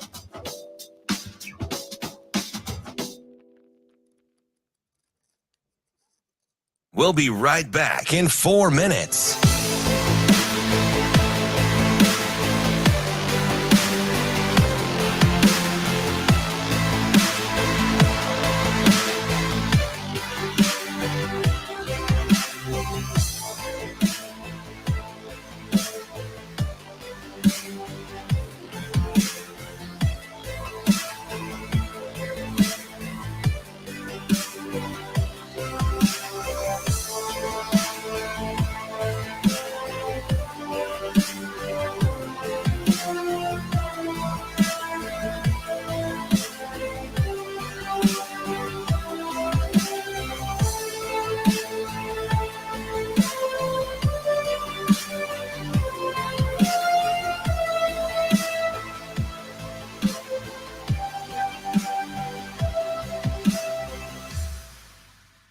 We'll be right back in 3 minutes.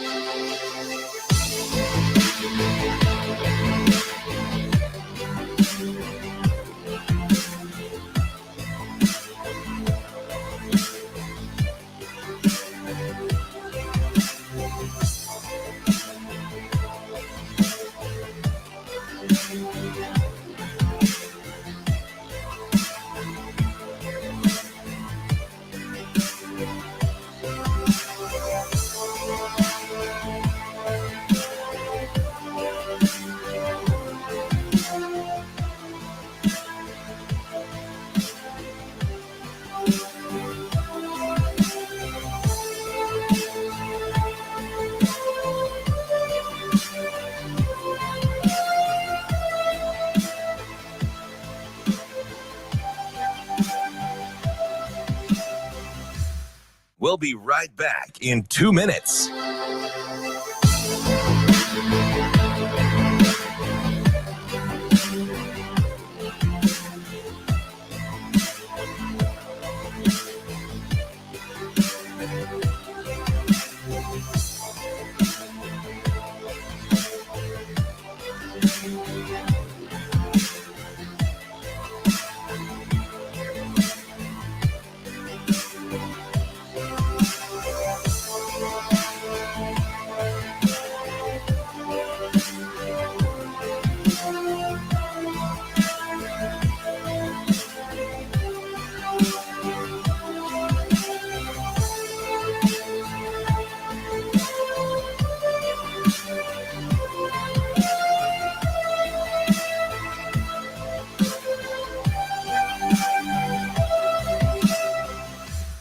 We'll be right back in 1 minute.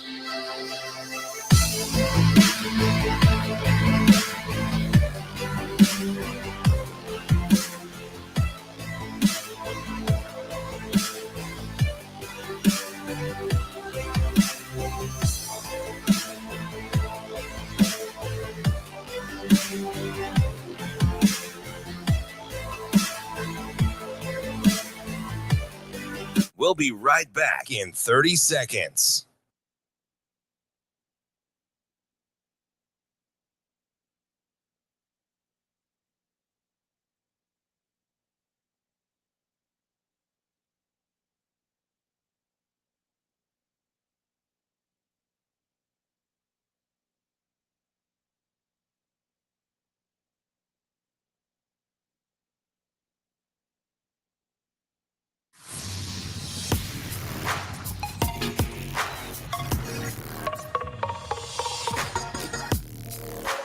You're listening to Hurrdat Sports Radio. Now, Vegas insider, senior handicapper, and fan of the cold Budweiser bottles, Brian Edwards. It's got to be touchdown, touchdown, touchdown. Brian Edwards. I don't really love it. Brian Edwards. Were they using the cream cheese to butter the bagel? Brian Edwards. I'm going with the cowgirl. Here is Brian Edwards. Wrapping up hour number 2 here on Hurrdat Sports Radio, AM 590, ESPN Omaha, ESPN Tri-Cities. You can also see us on Twitter, Facebook, and YouTube. We are talking now on the Warhorse Sportsbook Hotline to our friend Brian Edwards, our Vegas insider. B, what's going on, man? Good morning, gentlemen. How we doing? Is your heat off?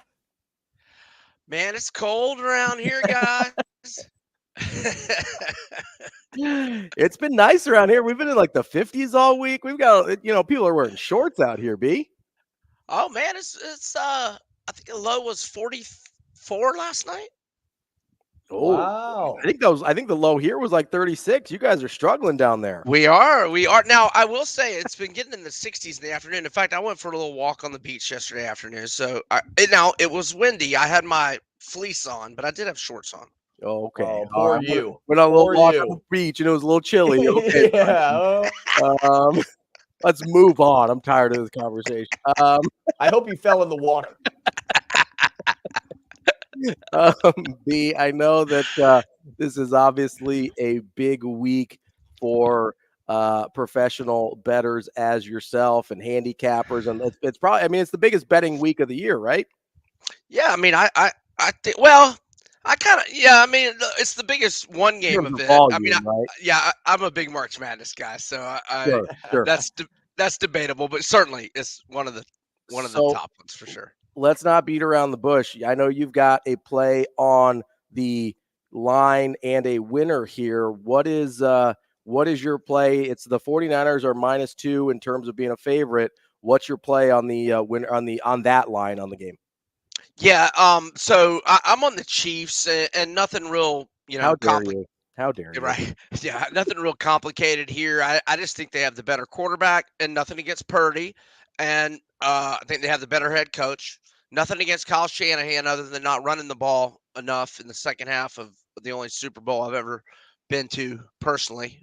And one of only 2 for my Falcons when they lost against the Patriots. But and then I think the Chiefs had the better defense. And since that debacle against the Raiders on Christmas Day when they lost outright at Arrowhead, they've won 5 in a row, both straight up and ATS. They went the road route, which they had not done during the Mahomes era. And I just think the 49ers are fortunate to be here. Now, if you're a Niners fan, I guess that's good and bad. It's bad you're not playing that great, but it's good that you haven't played your best football and you are here. But I just think the Chiefs have got more to offer than Detroit and Green Bay, and I thought both Detroit and Green Bay should have won at San Francisco. So my big bet, where like 80% of my bankroll will be, is on the Chiefs +2, and that way I can go have fun with the props, and even if I go over on the props, I'll still have a nice profit, assuming the Chiefs cover +2. So you mentioned the props there, B. We just got done talking about some of the crazier prop bets that aren't on every book. But the props that you stick with aren't as crazy. They may be crazy in value sometimes, but they may not be as nuts as, say, aliens invading Vegas for the Super Bowl. Now, can you share your first touchdown prop with me? Because this is something that I get so antsy about at the beginning of a game. And if I can bet on one guy, it's who? I I think it's Kelsey at 8-1 or plus 800. He had the first touchdown in the Ravens game. Now he only had 5 touchdowns during the regular season, which was pretty low for him. But he's had 3 touchdowns in 3 playoff games so far, and we've seen him get double-digit targets in 2 of the 3 playoff games. And there's no reason to think that Mahomes won't be targeting him early and often. So I like Kelsey at plus 800 to score the first touchdown of the game. All right, B, I know there's some other props that you are high on as well. Another one involving Kelsey and the receiving yards, and then Pacheco and his rushing yards. What are you thinking there? Yeah, so I'm going to go over 71.5 on Kelsey. It may be a little bit higher, 72.5 or 73.5. Now, I actually haven't even looked since yesterday afternoon, but hopefully you can get it there in the low 70s on him. I like Pacheco to go over 67.5 rushing yards. Last 3 games, he's had 97, 89, and 130. And David Montgomery against San Fran's run defense had 93 rushing yards, 1 touchdown on only 15 attempts. And Aaron Jones, I didn't think got enough touches, especially in the second half when Green Bay was at San Fran. He had 108 rushing yards on 18 carries. Now, B, as we kind of look across like all prop bets, you know, some of the crazier ones are kind of the Super Bowl squares that you can come across, and those are more for like I'm just going to put a flyer of something out there for money reasons. But what kind of led you down the Pacheco road more than say the McCaffrey road? What I just noted with the San Fran run defense struggling. I mean, the Lions ended up with 182 rushing yards on 29 carries, so that's better than 6 yards a carry. Now, Jamison Williams having that, whatever it was, like a 41, I want to say 42-yard touchdown run, certainly bolstered those stats. But Pacheco's been in good form. I think he's going to get plenty of touches. And I think the 2 weeks off helped him. You know, he was kind of dinged up here late in the year. I mean, still producing the last 3 games, 97, 89, and 130. But I think the extra week off probably, helped him health-wise. B, you've got something. I thought Andrew was going to talk to you about this one because he loves punter. Well, he loves kickers. I assumed that love extended to punters as well. But you've actually got a punting prop in here, which I don't think I've ever talked to anyone about a punting prop before. So I cede the floor to you. How did you come up with this one? Well, Tommy Townsend's a Gator, so maybe his name just kind of caught my eye. So I will concede Fair that. enough. But so his shortest punt of the game, the total's 38.5, and I'm going to go over 38.5. I think our only concern is a pooch type punt. But even at midfield, if he gets it to the 11-yard line or more inside of that, even we'd still be good there. He's averaged 47.1 yards per punt in the playoffs, and has only had 3.3 punts per game, and he was around that same number in the regular season when he averaged 46.1 yards per punt. So nothing crazy, brain-wise going on here, other than he averages more, and I'm hoping if he has a pooch, it doesn't kill us. Gotta get one of those friendly rolls. Gotta get a friendly roll. Yes. Gotta have that thing roll down the field. Now, B, I know it's not listed on here, but a bet that I know a lot of people love to place is MVP, like predicting the MVP for both teams. So if you had to just put your money where your mouth is for this game, if the Chiefs won, if the 49ers won, who would you bet to be the MVP in both of those scenarios? Well, I was looking, and I'm pulling it up now. I was looking at FanDuel the other day, and Mahomes was plus 140, and now he's plus 150. Now, I looked at other books. He was not that generous. So, I mean, you could make an argument that I should even bet the Chiefs, that I should, if I like the Chiefs, I should be betting Mahomes plus 150. Now, the catch with that would be maybe Pacheco goes off. Maybe he breaks his 75-yard run, and maybe it's a lower scoring type game, and then Pacheco would have a chance. But I think I heard on the radio the other day, a running back hasn't won MVP in a it's been a minute. I'm forgetting who they said it was, but Did James White win one? I'm not sure. I don't have it pulled up right now. But so, I think so. I would say Mahomes at plus 150, but I'm already kind of built in with that my Chiefs plus 2 bet. Now, I just don't think there's anybody for Kansas City who's going to win it other than Pacheco or Mahomes.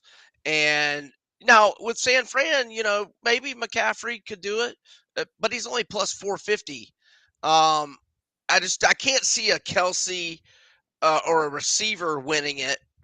And so then you would have to it'd be a defensive struggle and maybe a Chris Jones at 110-1 with 2 sacks, a forced fumble, or something that results in a touchdown or something at crunch time. But I don't really have a long shot that I think. Maybe if you wanted to throw some really small change on Butker at 490-1, what if he hits 2 55-yard field goals, including one to win it at the buzzer? But other than that, I just think it's Mahomes. B, have you ever thought of, and this is, I'm just thinking of this live, and obviously your strategy is better than mine. So I'm curious, have you thought about at all finding a 49er with long odds to kind of hedge some of that Kansas City money or Kansas City spread action? Because, if you looked at, the guy that caught my eye was like Debo at plus 2,000. I could easily see if the 49ers win this game, Debo taking over. And like, I'm curious how you view that. No, I think that's good thinking, because I'm going to be so heavily invested in Kansas City. And I'm actually seeing Debo at 25-1 at FanDuel. And that's interesting you bring that up because he is so versatile. And I want to say Hines Ward is the last wide receiver to win it. I could be wrong on that, but he played quarterback at Georgia. In fact, the only game I've ever been to between the hedges, he was the starting quarterback against the Gators. He had a touchdown pass that game. Debo can get rushing yards, rushing touchdowns, and, receiving. So maybe he is a guy that could win it rather than a quarterback. That's Brian Edwards, our Vegas insider. You can find him at Brian Edwards on Twitter, or at B Edwards on Twitter. Make sure you go check out his stuff to see where he's playing for the Super Bowl. Brian, we appreciate it as always. Thanks, fellas. You have a great Super Sunday. Talk to you next week. Yep, that's Brian Edwards. We'll be back with more Hurrdat Sports Radio and Mike Lombardi coming up next. We'll be right back in 4 minutes.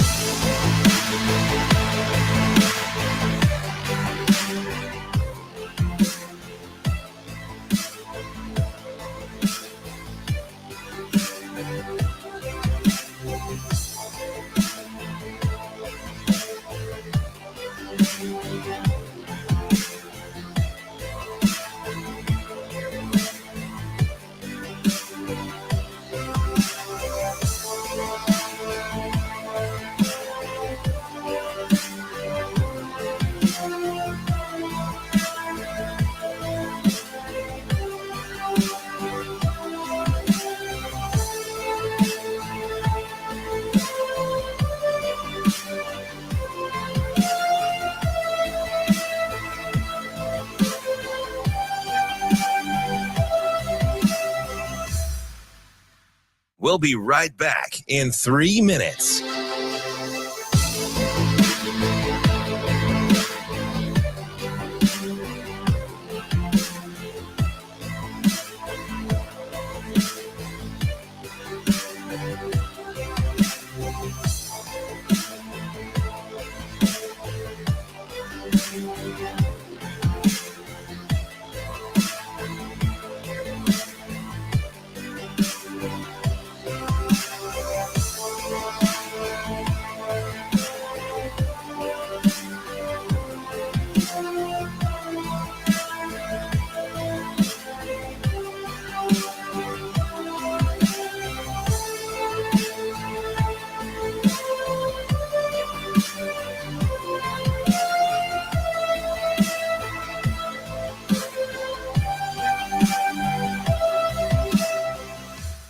We'll be right back in 2 minutes.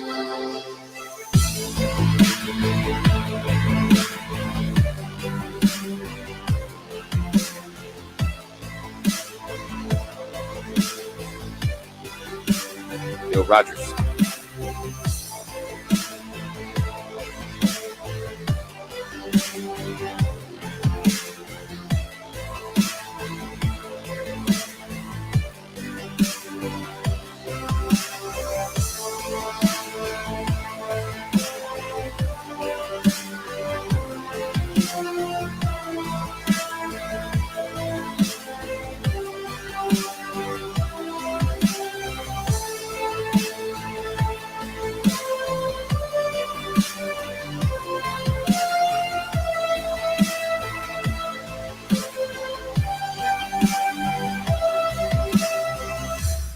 We'll be right back in 1 minute.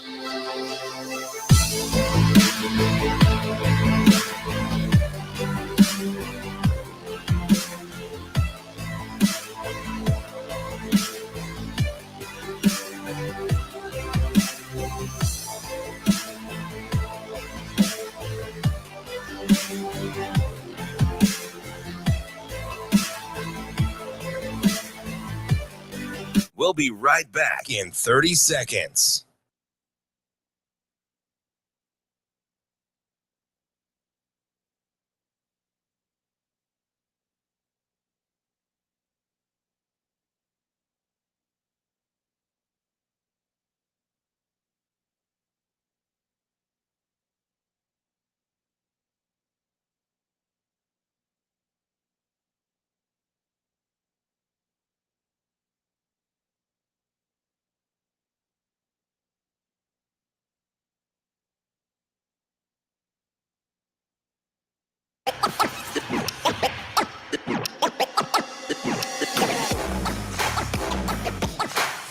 You're listening to Hurrdat Sports Radio.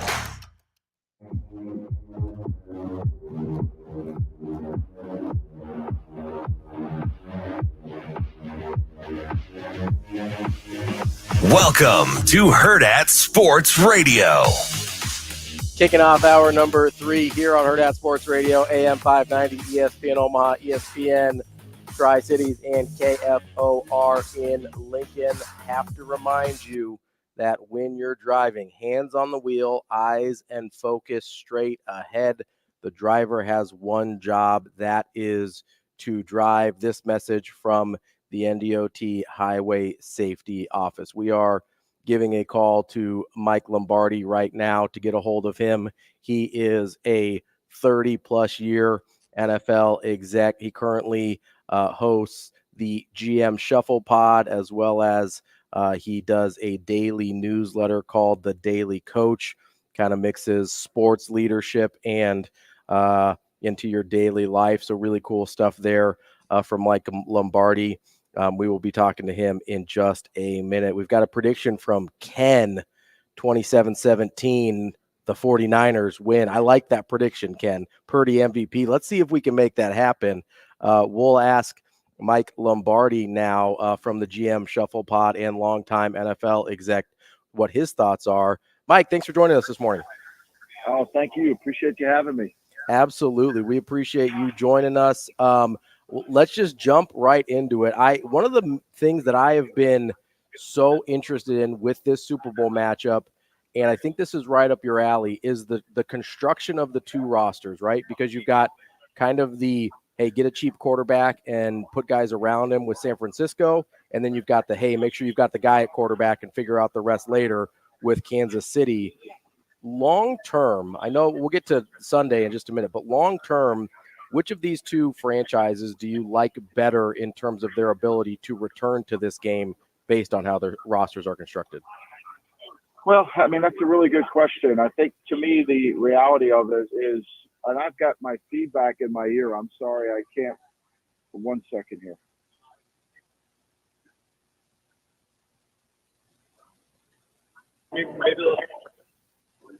Hello? Hey, there we go. Yeah, I keep hearing myself. I keep hearing myself talk. I'm sorry. No. We'll try to call you back. Thank you. Yeah, we'll give Mike a call right back here. Got a little feedback in his ear there. So we'll get there. We'll get back with him in just a second. But, I think it's interesting. The reason I asked him that question is because kind of the two modes that you see guys talking about in terms of putting together Super Bowl rosters. It's kind of the Russell Wilson model in terms of you get the guy on the rookie deal and then you put the team together around him because you can afford to pay guys like Deebo Samuel and Bosa and guys like that. But the other side of it, you kind of got the Tom Brady model, the Aaron Rodgers model, where you've got your quarterback, you pay that guy, you keep him there long term, and then you put in the cast of characters around him. To me, that's kind of just the way these two teams got here is one of the most interesting factors in this game.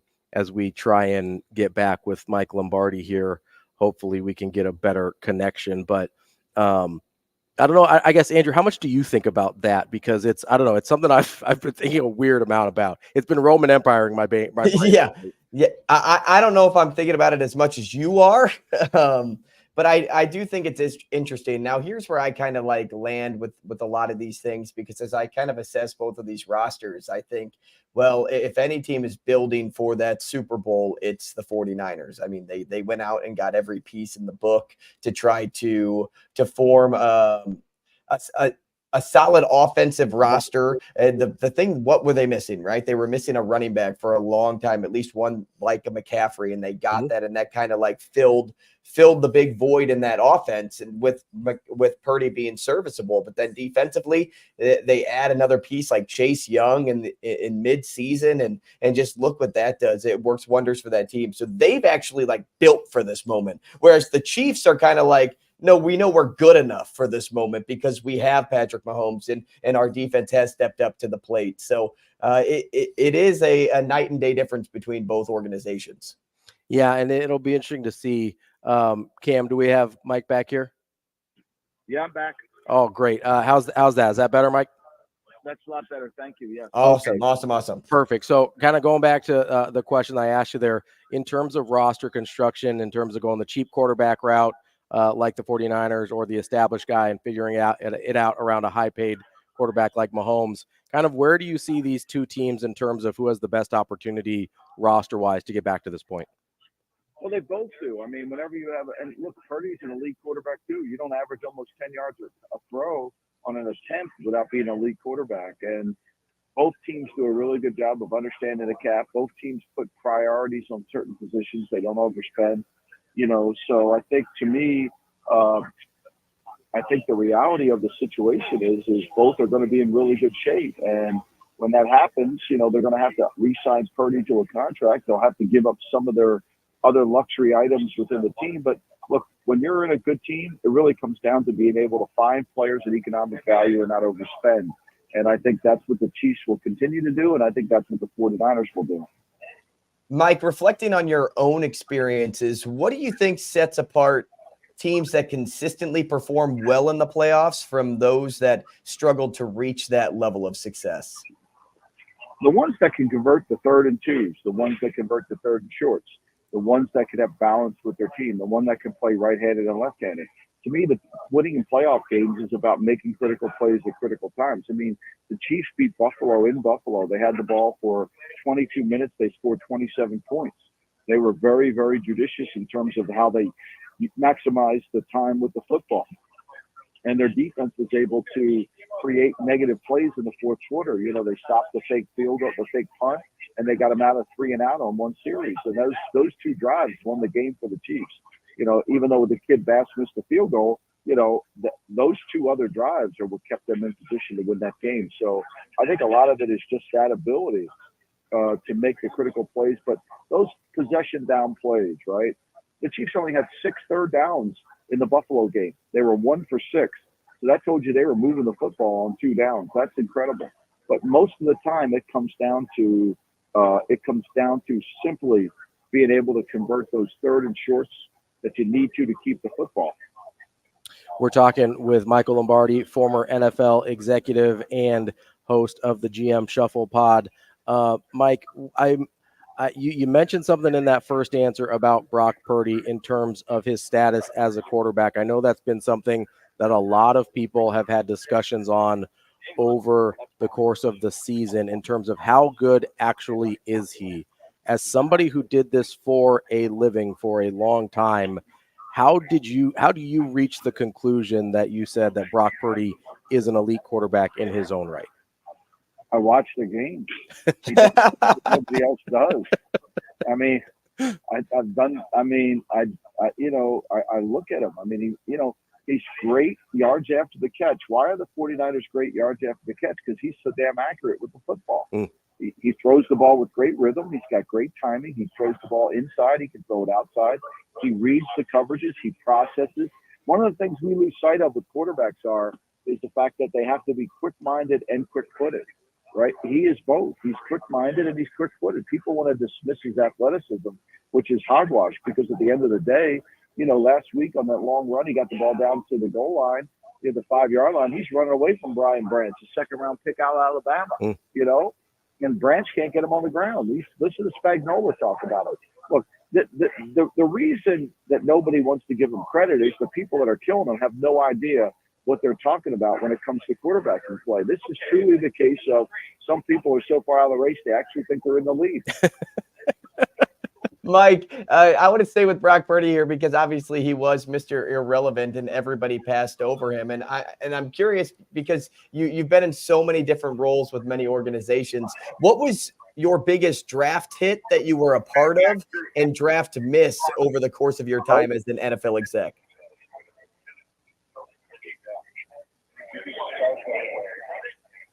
Mike, you still with us there? I got that. Sure do. Yep. Oh, Mike, so I asked, Brock Purdy was Mr. Irrelevant. Yeah. Well, I mean, look, what I learned at an early age in my career is it doesn't matter where we pick them. It matters how they play. That's from Bill Walsh, who I think probably is a lot smarter than a lot of these people that are killing Brock Purdy. I mean, let's be clear. I think Walsh, this game is truly a tribute to Coach Walsh. We should recognize it because these are two organizations that are built and run in the fashion of which he wanted to run them in. And both teams run the West Coast offense. But, I think to me, he taught me that a long time ago. Stop looking at where they got picked. Evaluate where they got paid. Why is Kurt Warner a better success story than Brock Purdy? Why? Kurt Warner was sleeping floors at a supermarket. Everybody loves that story. Brock Purdy, always Mr. Irrelevant. Like, what's the difference? I think a lot of it is just that people wanted Trey Lance to be a starter, and he couldn't do it. Okay, so speaking of those two guys, obviously Purdy was the hit and Lance was the miss. In your career, who was your biggest draft hit and draft miss? Well, I think, recently we picked Mingo when I was in Cleveland, and I thought he was going to be a better pass rusher than he ended up being. Didn't play with enough power. So that was an issue. I think when I go back, I think signing Malcolm Butler for the Patriots was a great thing to do. Yeah. Trading for Deion Lewis when I was with the Patriots to get him to come in and play the way he did. Draft pick wise, I mean, look, when you draft Hall of Fame players like Charles Haley, you're just really fortunate. Mike, I'm as we get into the actual Super Bowl game here, this seems to be a lot of people leaning on the fact that Patrick Mahomes is Patrick Mahomes, and they just don't want to bet against that guy, which I totally understand. You were part of an organization with the Patriots and Tom Brady that people looked at very similarly. What, in your mind, is the path to victory for a team like the 49ers, who's got a really good roster, really good quarterback, but they're going up against a guy that's just really hard to beat? Well, he's hard to beat if you don't put pressure on him. I think if you go back to the 19 Super Bowl when Tampa played him, Tampa put pressure on him. He was under duress the whole entire game. Now, remember that was a game where Eric Fisher got hurt, and they had to play the left tackle. They didn't really have a left tackle. That's the game. Now, Andy's changed what he's done completely. He's no longer holding the football. He's no longer trying to make plays down the field. They're taking what the defense gives them. They're going to try to matriculate the ball, as the great Hank Stram once said, and he gets it out of his hand. But the only thing that hurts great quarterbacks is pressure. And the Niners have built their defensive line around great rushers. And this playoffs, we haven't seen that yet. Mike, I know you're a Bill Belichick advocate. How surprised were you that he didn't get an NFL head coaching job in this previous cycle? Well, part of me is surprised, but the other part of me isn't. I think that Bill Walsh in 1975 told Paul Zimmerman for his book, The Thinking Man's Guide to Pro Football, that, these teams that are run by owners and general managers and presidents and people like that are very reluctant to hire somebody who has strong convictions and knows football. That keeps their job intact. So in one sense, I'm surprised, but I think next year people will come to their senses. I don't know how you could stand in front of your team and say, we're committed to winning, and then not hire Bill Belichick. We're talking with Mike Lombardi, longtime NFL executive and host of the GM Shuffle Pod. All right, I've got a unique opportunity here to ask somebody who would actually know. A theory of mine is that, and I don't even know if it's a theory, but that the quarterback position is way more dependent on the situation they get drafted to than people realize. People look at Patrick Mahomes, for instance, and say that guy would be successful anywhere, but he also went to one of the best possible situations he could have gone to with Andy Reid. How dependent, in your experience, is quarterback success on not only the coach, but the organization, the entire process around the quarterback? I feel like there's not that many guys that can transcend bad situation. Well, let me tell you a story. So in 1979, Bill Tobin was the general manager of the Chicago Bears. And he was leaving that day of the draft, and he kissed his wife, and his wife said to him, Bill, promise me, Bill, you will draft Joe Montana if he's there. And Bill Tobin told his wife, dear, I promise you, if Joe Montana is there in the third round, we will pick him. And in the third round came, and they picked Willie McClendon. And Bill Tobin did what most of us do, didn't listen to our wives and got in trouble. Had Joe Montana gone to the Bears, he would have been great, because great players are always great. But what you're saying is true. When the system meets greatness, when the greatness makes the system even better, then it's hard to tell who's responsible for it, right? Is it Andy? Is it Mahomes? I mean, Alex Smith played good for Andy. Mm-hmm. It wasn't to this level. So I think greatness always shines, but I think when you win championships is when greatness and scheme come together. Now, Mike, to branch right off of that, and speaking of legacies, because we spent a lot of time on the legacy conversation yesterday, how do you see this Super Bowl impacting the legacies of both coaches and star players involved? You know, that's a great question. So Bud Grant went to 4 Super Bowls. He lost all of them. He's in the Hall of Fame. Marv Levy went to 4 Super Bowls. He lost all of them. He's in the Hall of Fame. I think getting to a Super Bowl, you've already secured your legacy, right? I mean, it's been proven. I mean, guys go in the Hall of Fame. George Allen went to 1 Super Bowl. He's in the Hall of Fame. So I think that's a little bit of an overblown conversation. I think that for a guy like Mahomes, Vince Lombardi has the greatest saying of all. He said the greatest reward for doing is the opportunity to do more. And Mahomes is going to have a chance to do much more.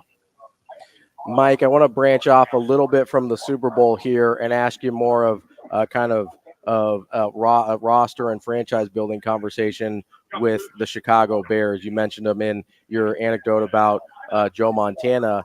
They've got a situation again here where they've got a quarterback that they drafted really high. They have another number 1 overall pick that they're looking at this year. How would you go through that process in terms of deciding if Justin Fields is the guy or if they need to take another bite at the apple with a quarterback at 1? Well, I would have taken another bite at the apple. I mean, I think Fields has proven beyond any reasonable doubt that he has a hard time making throws in critical situations. He's played 3 years in the league. This isn't like he hasn't played. We've watched him for 3 years. We keep making excuses for him, you know, and has he gotten better? Sure, he's gotten a little bit better. He's a great athlete running the football. But in terms of timing, execution, reading all the things that have to go in to making himself a great player, it hasn't happened. Lamar Jackson took over where Joe Flacco, his rookie year, and led Baltimore to the playoffs.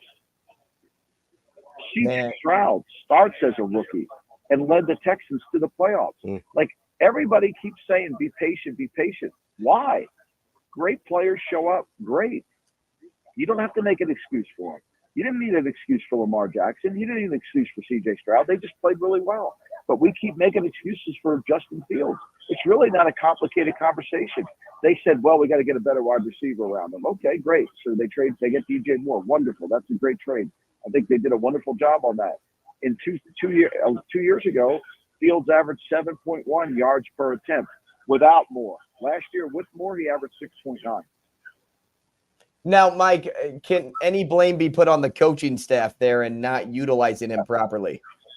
You know, that's the greatest. Because people don't understand football. That's the bailout. It's like when people say, well, you know, Belichick can't win without Brady. That, you know, that's really, or, you know, this is what happens. The coach is obviously a difference maker. But look, the Bears have tried everything. Luke Getsy's a really good coach. He got fired for this, just like a lot of guys got fired because of Blake Bortles. How many guys did Blake Bortles get fired in Jacksonville? Plenty. That's a good point. Mike, I don't know how much you have gone into the kind of scouting and looking at the guys coming up in this upcoming draft. Obviously, Caleb Williams gets all the attention, but if you've started looking at these guys at all yet, is there someone besides Caleb Williams that jumps out as somebody you really like? Yeah, I mean, I love Drake May, but I haven't really studied it. I think I got to get more into it. But I think there's a lot of possibilities within the draft, and a lot of it. I think quarterbacks are a hard position to evaluate because you got to understand what are the key ingredients to making a great quarterback. And everybody wants arm strength. Everybody wants this, elite arm. And I think ultimately it's about rhythm and timing. It's about being able to play quick-minded and quick-footed. Can you make a second play? It's one thing to run around. It's another thing to run around and make a play like Mahomes does. Mahomes will make plays with his feet, but what scares every defense coordinator in the National Football League is Mahomes buying more time and creating a second play off the first play, and then all of a sudden they're down the field. Mike, you've been in the game since 1984. You've seen the landscape of pro football change over the years to what it is today. Can you discuss any memorable experiences or moments that have kind of shaped your perspective on football and leadership? I mean, I've been really blessed. I've been around some incredibly talented people. I wrote Gridiron Genius. It was a tribute to Coach Walsh, Belichick, Al Davis. Those are the geniuses that I worked for. And every day that I reminisce about my career, I think about driving Bill Walsh around in the car and learning football from him, learning life lessons from him, telling me not to be a guy with a whistle around my neck, and learn leadership, learn about the business of football, understand how to lead people, understand how to think divergently. Those are lessons that have taken me as far as I've gone, luckily, because without that, I would have not been that way. I grew up a fat kid on the Jersey Shore, idolizing Bruce Springsteen, trying to cross Highway 9. And once I crossed Highway 9, I got to Coach Belichick and Coach Walsh, and it made a difference in my life. Mike, that kind of leads me into my next question is, you've got this newsletter, The Daily Coach, that takes a lot of those sports leadership principles and ideas and tries to help people apply them to kind of their normal everyday lives. What made you want to do something like that that's a little bit different than both what you had done in kind of working in NFL front offices and in some of your other football focused media work? What made you want to kind of give a different perspective on sports leadership to everybody? I was having lunch one day with the great George Radlin, who was a former basketball coach at Iowa, Washington State, and USC, one of the greatest human beings of all time, a really well-read man. Was on the stage when Dr. King actually gave the I Have a Dream speech. He owned that speech up until he gave it to Villanova 2 years ago. And we were both reading a book called The $1 Trillion Coach about Bill Campbell, and all the people from Google wanted to pay tribute to his advice. And we both looked at each other and said, everybody needs a coach. If Bill Campbell needs a coach, if Steve Jobs needs a coach, if everybody needs a coach, then we need a coach. And I think ultimately that's why we started the Daily Coach. And it's a labor of love. We've made no money from it. We haven't taken a nickel. We've not promoted it other than when I do radio appearances like this in Omaha. And it's grown to 40,000 email subscribers every day, because I think there is a need that everybody has to hear a message of positivity, to understand that we fight resistance every day, to understand that we have to become a better leader every day, to understand that people are counting on us, whether it's as a husband, a wife, a father, a son, or a daughter. And so that's what inspires us. And for me, I've won 3 Super Bowls. I couldn't be happier about my career, but what gives me the most joy is the Daily Coach. Well, Mike, one more thing to branch off of what you were just saying there. You've written a couple of books. Explain what those are and where people can find them. Gridiron Genius is a football book that's really about culture, right? So it's a book about what I learned from Coach Walsh, what I learned from Belichick, Al Davis, and it's a journey of really organizational football. I would think most owners would want to read it. I've sent it to a lot of NFL owners. I haven't gotten one thank you note back for it, so obviously they don't read it. And that book to me was a thank you to those people. This book that I've written recently, Football Done Right, it's the history of the NFL. The story I told you about Montana is in the book. It's a tribute to, and I wanted to honor some of the people that deserve to be in the Hall of Fame, like Brett Musburger, Howard Cosell, they advanced this game tremendously. They never even won a Roselle Award for their work. And then Marty Schottenheimer, 200 career NFL wins, regular season, only one of 8 men that have done that. He can't even get into the Hall of Fame. So for me, it's a way to try to educate the fans of the game, where these coaching trees come from, how the power of television helped make this an incredible sport, and then honor those top 100 players of all time. That's Mike Lombardi. He is a former NFL executive. He is the host of the GM Shuffle Pod and founder of The Daily Coach. Mike, thank you so much for joining us, and hopefully we can catch up again sometime. Thank you so much for having me. Appreciate you. Hey, thanks, Mike. We'll be right back in 5 minutes.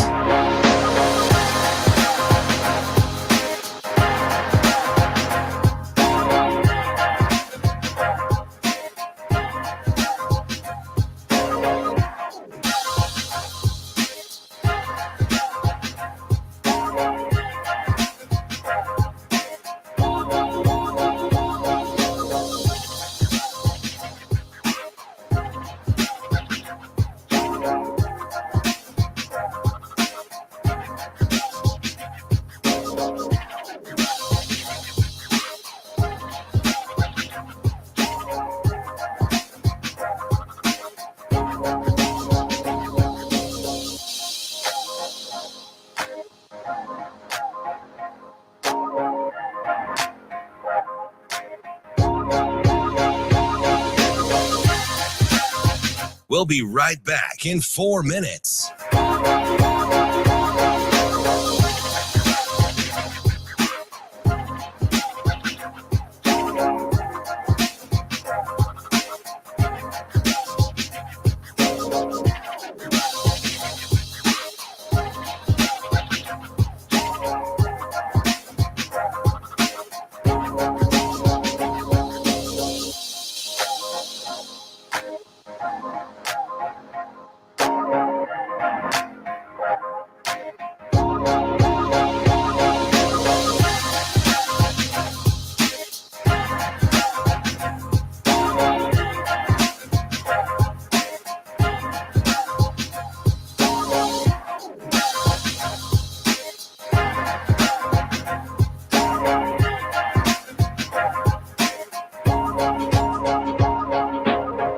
We'll be right back in 3 minutes.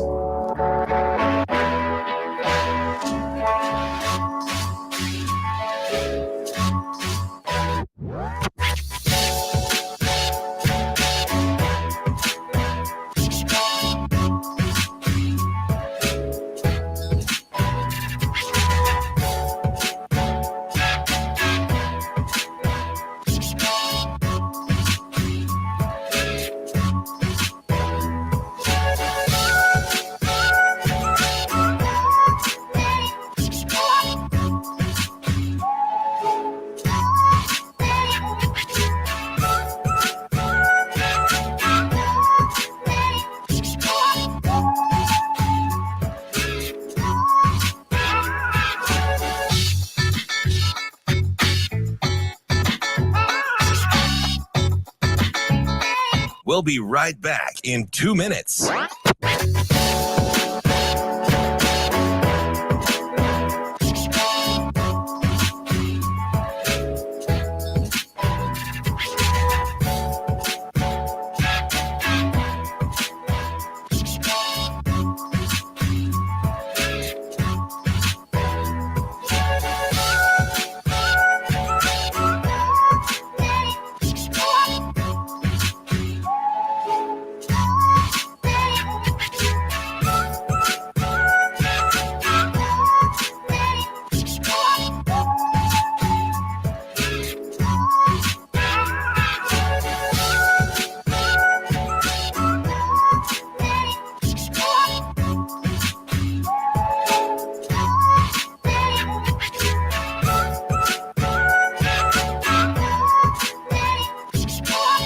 We'll be right back in 1 minute.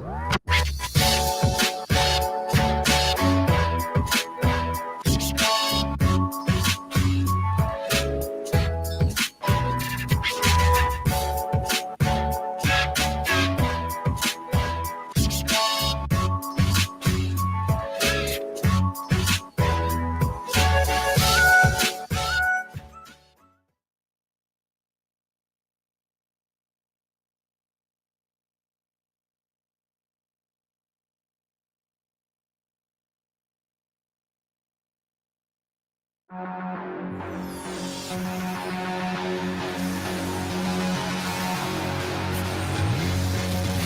listening to Hurrdat Sports Radio.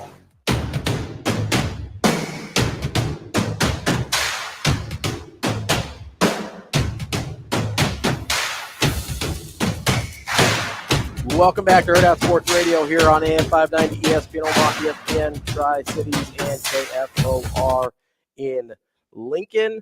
We are live on Twitter, Facebook, and YouTube as well. Really appreciate Mike Lombardi joining us in that last segment.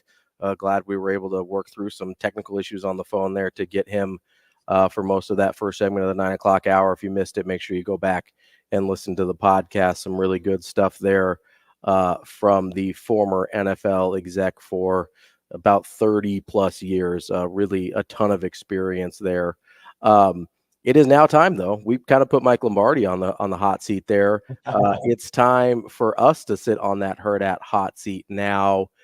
Andrew, would you like to lead us off? Let's kick this thing off with a topic question. And this was prompted by Michael Severe on Twitter last week.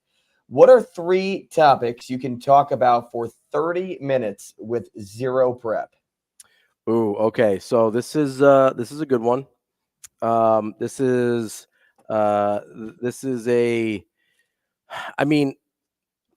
sports talk radio hosts, there's probably several things in our wheelhouse that we can get to.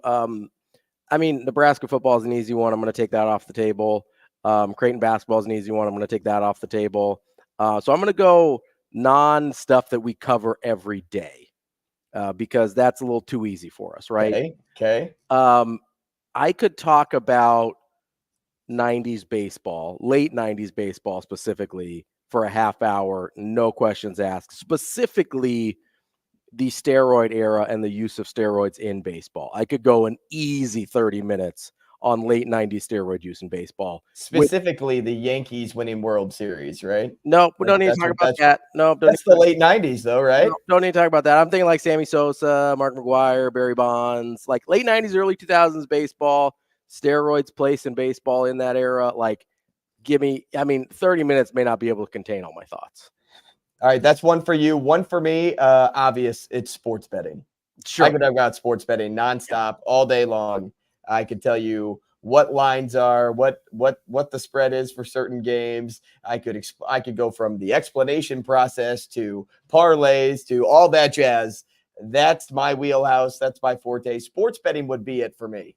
Ooh, that's a good one. Another one for me is definitely I'm gonna use kind of a large umbrella here to make sure I catch everything, but like strength and conditioning. I could talk about strength and conditioning for 30 minutes, half hour, easy. Now, I'm including not just team specific strength and conditioning. I'm talking about like powerlifting. I'm throwing under there, the whole umbrella of sort of like performance-based fitness, right? So not just like going to the gym and working out or whatever, although I could talk about that for a long time too. But in terms of like trying to work out for a specific athletic goal, whatever that is, I could talk about that for ages. I mean, it's something that I did for a long time with the basketball teams I worked with, but I have very strong feelings about strength and conditioning. So that's an easy one for me. My second one, movies or movie quotes I could talk about nonstop for 30 minutes. And I will even I'll cut it down a little bit more because like quotes, like I could talk about like Friends quotes for 30 minutes, no doubt. I mean, I've seen every episode at least 6 times, but in terms of like the movies, the true stories and sports documentaries, I could talk about those easily for 30 minutes. Okay, fair. Yeah. Movies is a good one. I'm a big movie nerd. And so there's a lot of different movie topics that like, if you want to, if you want to talk about like the Infinity Saga in the MCU, like I'm all over, I think I compared all the Husker football units to Marvel movies at one point. You did. You did. I could really do. Meanwhile, I did ice cream flavors. Absolutely. You know, we have to talk about the things we're passionate about. So I could definitely talk about Marvels. You listen, like phase 4 and beyond, like I'm not talking about that, but phase 1 through 3, I could talk about. I'm a big Star Wars nerd. I could talk about Star Wars ad nauseum. There is, you know, I'm trying to think if there's anything besides movies, because I don't want to copy you here. You can keep it, because like for me, the movies that really stand out true story wise are like, you know, let's go with like Hacksaw Ridge. You have other specific war movies, and then or like the based on like true event movies, not like totally true stories. Sure. There's what's the movie with Tom Hanks in the plane that hits the birds? They land on the Hudson. Oh, it's Sully. Is that the one? Sully, yeah. Like, so that like is based on true events, but obviously isn't like, oh wow, this is exactly how it happened. So movies like that, I could just like sit, and if you knew a little bit about similar true stories or sports documentaries, and we could just bounce ideas off of one another, I could easily do that for 30 minutes. You know, so I thought of another one, because this is something that it was more so in college, but I could still do an easy 30 minutes on it, is time travel. I could talk about, I've got like a really weird, like theoretical physics time travel rabbit hole that I've gone down in the past. Like it's part of the reason I like Interstellar so much. It is, yeah, I could go on some deep dives on time travel with you. I could give you an easy half hour on time travel. You're like a dang burrowing owl. You have so many rabbit holes. It's insane. I do. It's a little bit, yeah, I've got a lot of like really strange, very specific interests that I've spent way too much time on. My last one would be rookie trading cards. In specific, okay. The new Bowman Chrome baseball cards, or the Panini Prism football and NBA rookie cards. If you laid out, like, you know, I could talk about the different LaMelo Ball rookie cards, or I was looking up OG Anunoby last night. I have a Fernando Tatis Jr. rookie. And if anybody was wondering, his Bowman Chrome rookie is him wearing a White Sox jersey. Oh, interesting. So it was before he got shipped off over to San Diego. So I also like talking about rookies today, because I think a lot of people forget where they came from before they actually became something. Like, so Wainwright, for example, Adam Wainwright, pitcher for the Cardinals, actually right here on the wall. And he started his career with the Braves. And so if you look up rookie cards of Adam Wainwright, it'll be him in his Braves uniform. And like Topps was popular back in like the 2000 to 2010-ish range. So that's the card that you're probably looking for. But I could go into a deep dive of rookie cards and what to look for and what their values are, just based off of one website that I look at constantly. Okay, I've got some follow-ups on the rookie card questions. Number one, this is a little trivia question. Do you know who the White Sox traded for and gave up Fernando Tatis? No. I'm going to guess. It's bad. It's pretty bad. Is there a popular name? It's a name that you would likely know, yes. I mean, you know the name. I wouldn't call it popular, but he did play in the state of Missouri. Oh. Well, now the only person coming in my brain is Max Scherzer. Now, when you say state of Missouri, like college or professionally? So is that like either Kansas City or St. Louis? Correct, yes. Is it a Cardinal? It is not a Cardinal. Okay, well, you could have just said he played for the Royals. Well, listen, I wasn't trying to be so specific, but gosh, the Padres. Oh man, this is I don't even know. He's got a good nickname. I don't know that it's an appropriate nickname for him. It's not inappropriate for the air or anything, but the only name that's hitting my head right now is James Shields, and I know that's nailed. Is that right? Nailed it. What? He was traded for James Shields after Shields' time in Kansas City, which was brief in that 2014 year. Wow. He went to 2013, 2014 in Kansas City. Then he went to the Padres. The Padres traded him to the White Sox for Fernando Tatis Jr. That pretty good, huh? They traded a mid-30s James Shield for Fernando Tatis Jr.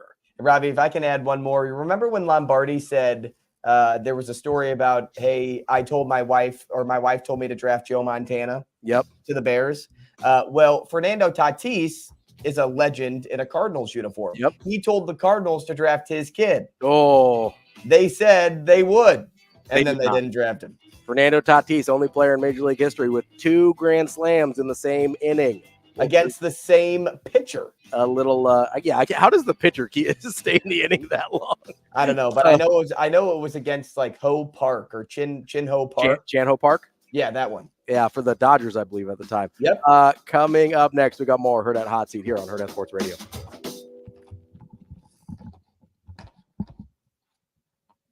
We'll be right back in 4 minutes.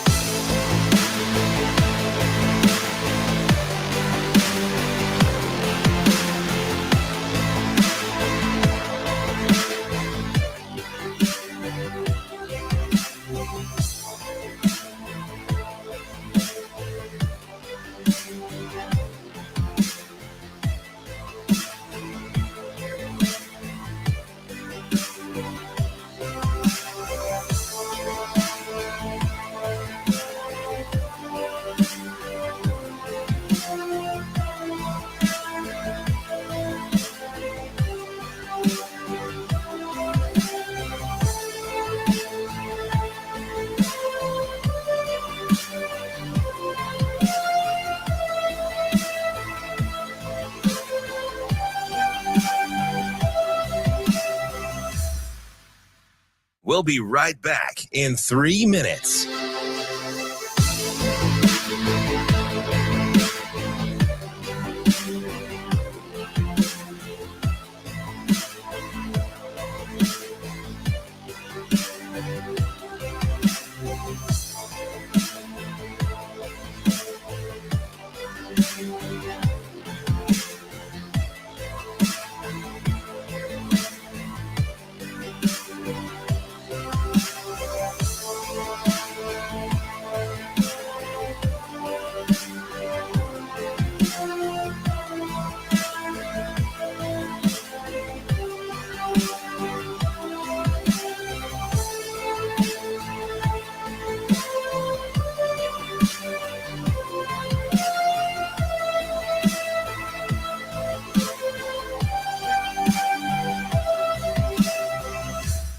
We'll be right back in 2 minutes.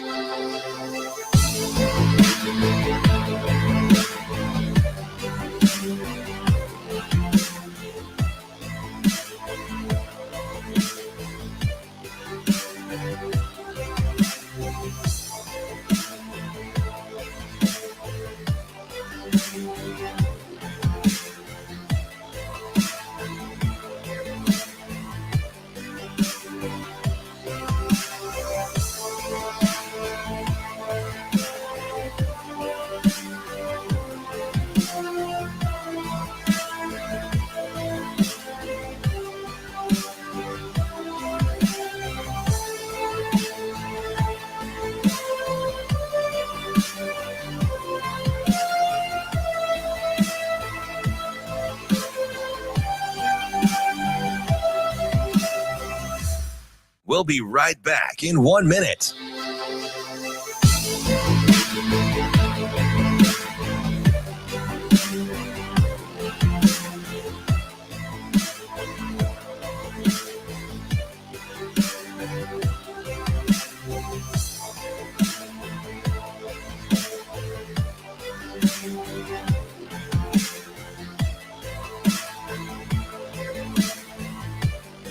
We'll be right back in 30 seconds.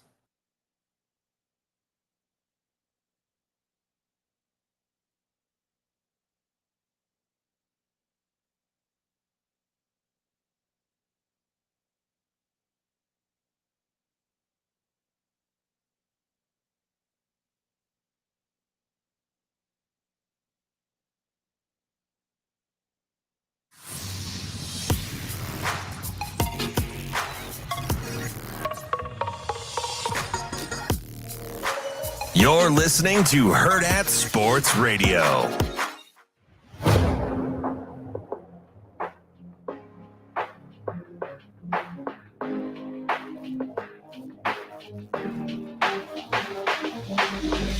Wrapping up the show here on a Thursday on Hurrdat Sports Radio, AM 590, ESPN Omaha, ESPN Tri-Cities, and KFOR. We're on Twitter, Facebook, and YouTube. The YouTube chat lively and a good time as always. Had some interesting guys chiming in on what they could talk about for a half hour. Ken says vampire movies and martial arts. Okay, interesting. Like that. That is a cool combination. Amazing Daniel says, besides Nebraska football, he could do Nebraska basketball, 86 Mets. We don't need to hear anything about the 86 Mets, Daniel. We don't need that. It's fine. Anything Steelers or the Showtime Lakers. Ooh, Showtime Lakers is an interesting rabbit hole to go down. That is all of the, even just off the court, the coaching dynamics of like how Pat Riley got in there. If you watch the short-lived HBO series Showtime, you got into a little bit about that as well. But Showtime Lakers are fascinating. Yeah, good squad. Yeah, not bad. Good squad. Not bad. All right, back to Hurrdat hot seat here. All right, Andrew, I was trying to figure out the numbers on this to make it a tempting situation for you on either side of this, okay? So I'm ready for it. I'm going to put you in. You just have to pick who wins, not who you want to win, not who you think will, not who you like thought would win going into it, but based on the situation I give you, okay, you have to pick which scenario is most likely to win. The 49ers are up by 14 at the start of the fourth quarter, or the Chiefs and Patrick Mahomes have the ball down 8 at their own 10-yard line with a minute to go. Who wins in that scenario? The 49ers up 14.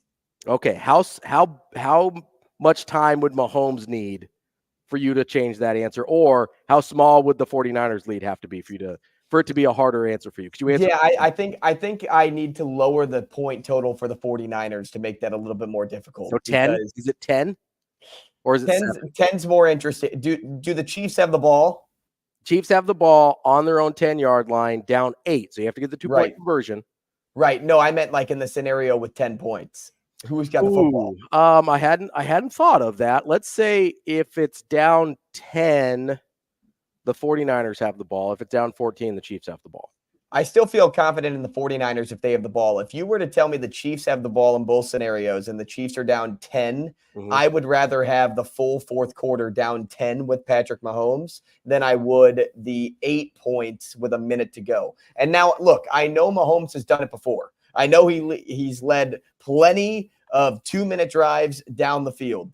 But I also have a lot of faith in this 49ers defense. Okay. And I think that they are going to make Mahomes uncomfortable in this game.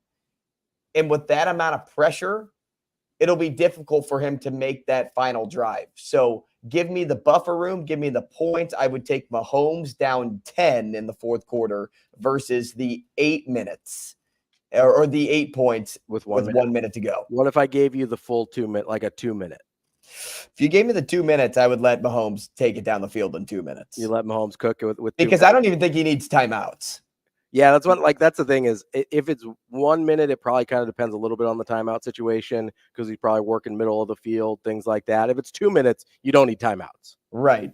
And, knowing that they have to score a touchdown too, that's different than a lot of Mahomes' final drives. Yeah, it's true. A lot of those drives ended in field goals. Yeah, you got get in a field goal range. You let your guy take care of it.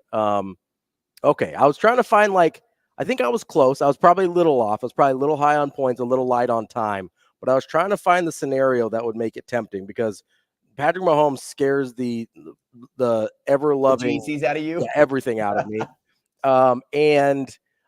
But you've also kind of got that weird scenario with Kyle Shanahan, a lead in the Super Bowl. Like you're not super comfy with that situation. I think it's an interesting thought exercise to kind of put yourself in because I'll be honest, Patrick Mahomes lives rent-free in my head right now. I was going to say, I don't think any situation makes you feel comfortable. No. no matter what. But if I had to choose one over the other, I'd rather have the 49ers with the football either up 10 or up 14 versus watching Mahomes lead a final drive and have to just sweat out those final 2 minutes, which will end up being 15 minutes, but more like 15 years off your life. Yeah, 100%. Like, as a 49ers fan, I definitely take scenario one, like up 2 touchdowns. You hope it never gets to the point.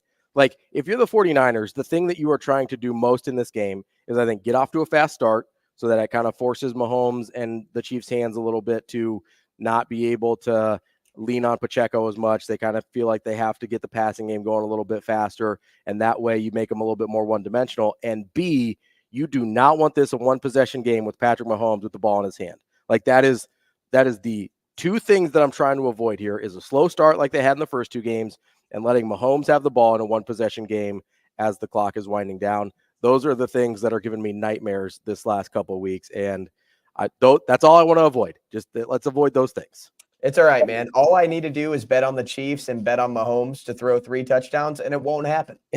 So as long as I put my money on the Chiefs, they'll lose. Well, so please do that for me then. I'll help you out. I'll help you out this weekend.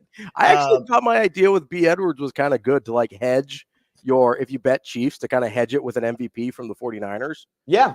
Because I don't think that's a bad idea at all. Because you're going to get what? You're going to get like what, -110 on the Chiefs spread at +2. Yes. And then you get plus money. So you can make up a lot of your ground if you're putting, as B was, a ton of your or you capital. could lose a lot. No, you could lose I mean, that's why they call it gambling, right? There's a chance to lose.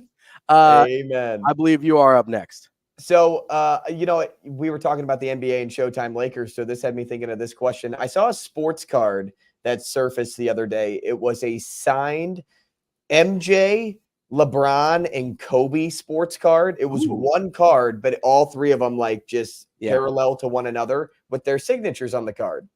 So here's the scenario, though. Okay. You have to replace one of the autographs with someone else. Who are you replacing on that card? Well, so I'm going to go with my personal preference here over value, right? Because there's other scenarios where I could probably make it more valuable. Like if somehow you were able to get like a Bill Russell on that card or a Wilt Chamberlain on that card, you can make it more valuable. I'm just going to go with what I would like to have the most. And so I love MJ. He's not going anywhere. I love Kobe. He's not going anywhere. I acknowledge the greatness of LeBron, but I don't have really any emotional ties to him whatsoever. So he's out. He's gone. A guy that I have obvious, very strong emotional ties to is my guy, Wardell Stephen Curry II.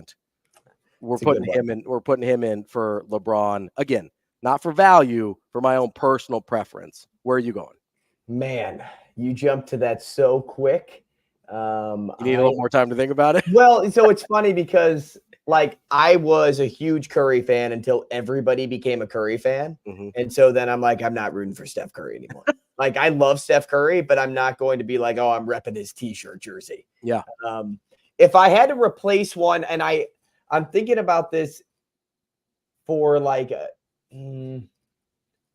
because it's interesting. I thought a couple of different things, but this would tremendously lower the value. You could remove MJ from the card and put Shaq on it and then make it like a Lakers card. And so that could have good value to that market of LeBron, Kobe, and Shaq. But removing MJ from any card seems like a sin. Yeah, you have to come on. so I'm not going to ultimately land on that. I'll probably remove Kobe. I'll keep the 2 quote unquote GOATs on the card. And if I had to replace Kobe with a player, man,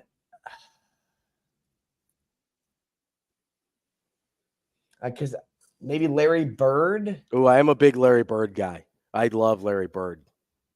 Larry Bird's one. Maybe, you mentioned Wilt Chamberlain. That's a really good one just to add to that card.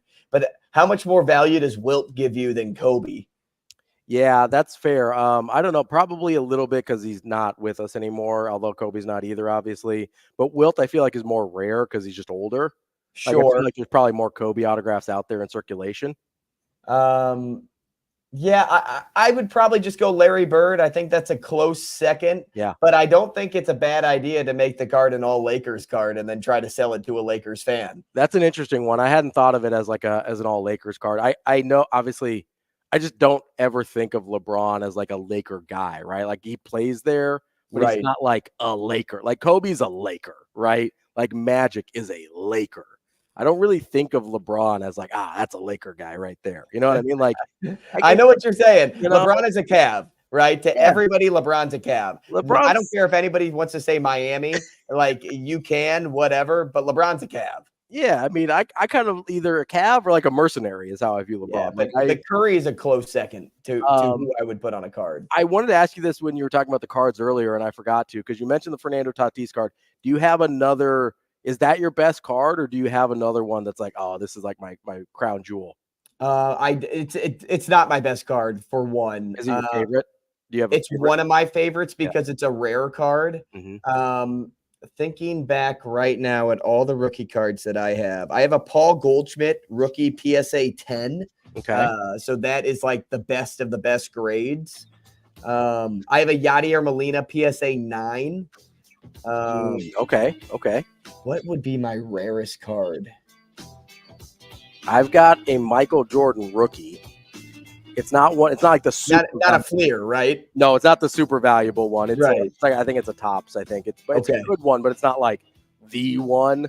I've also got a Ken Griffey rookie that I love, and a Greg Maddux Cubs rookie one. Oh, that's good. So my best, probably Nolan Gorman autograph card. Okay, there we go. We'll be back tomorrow.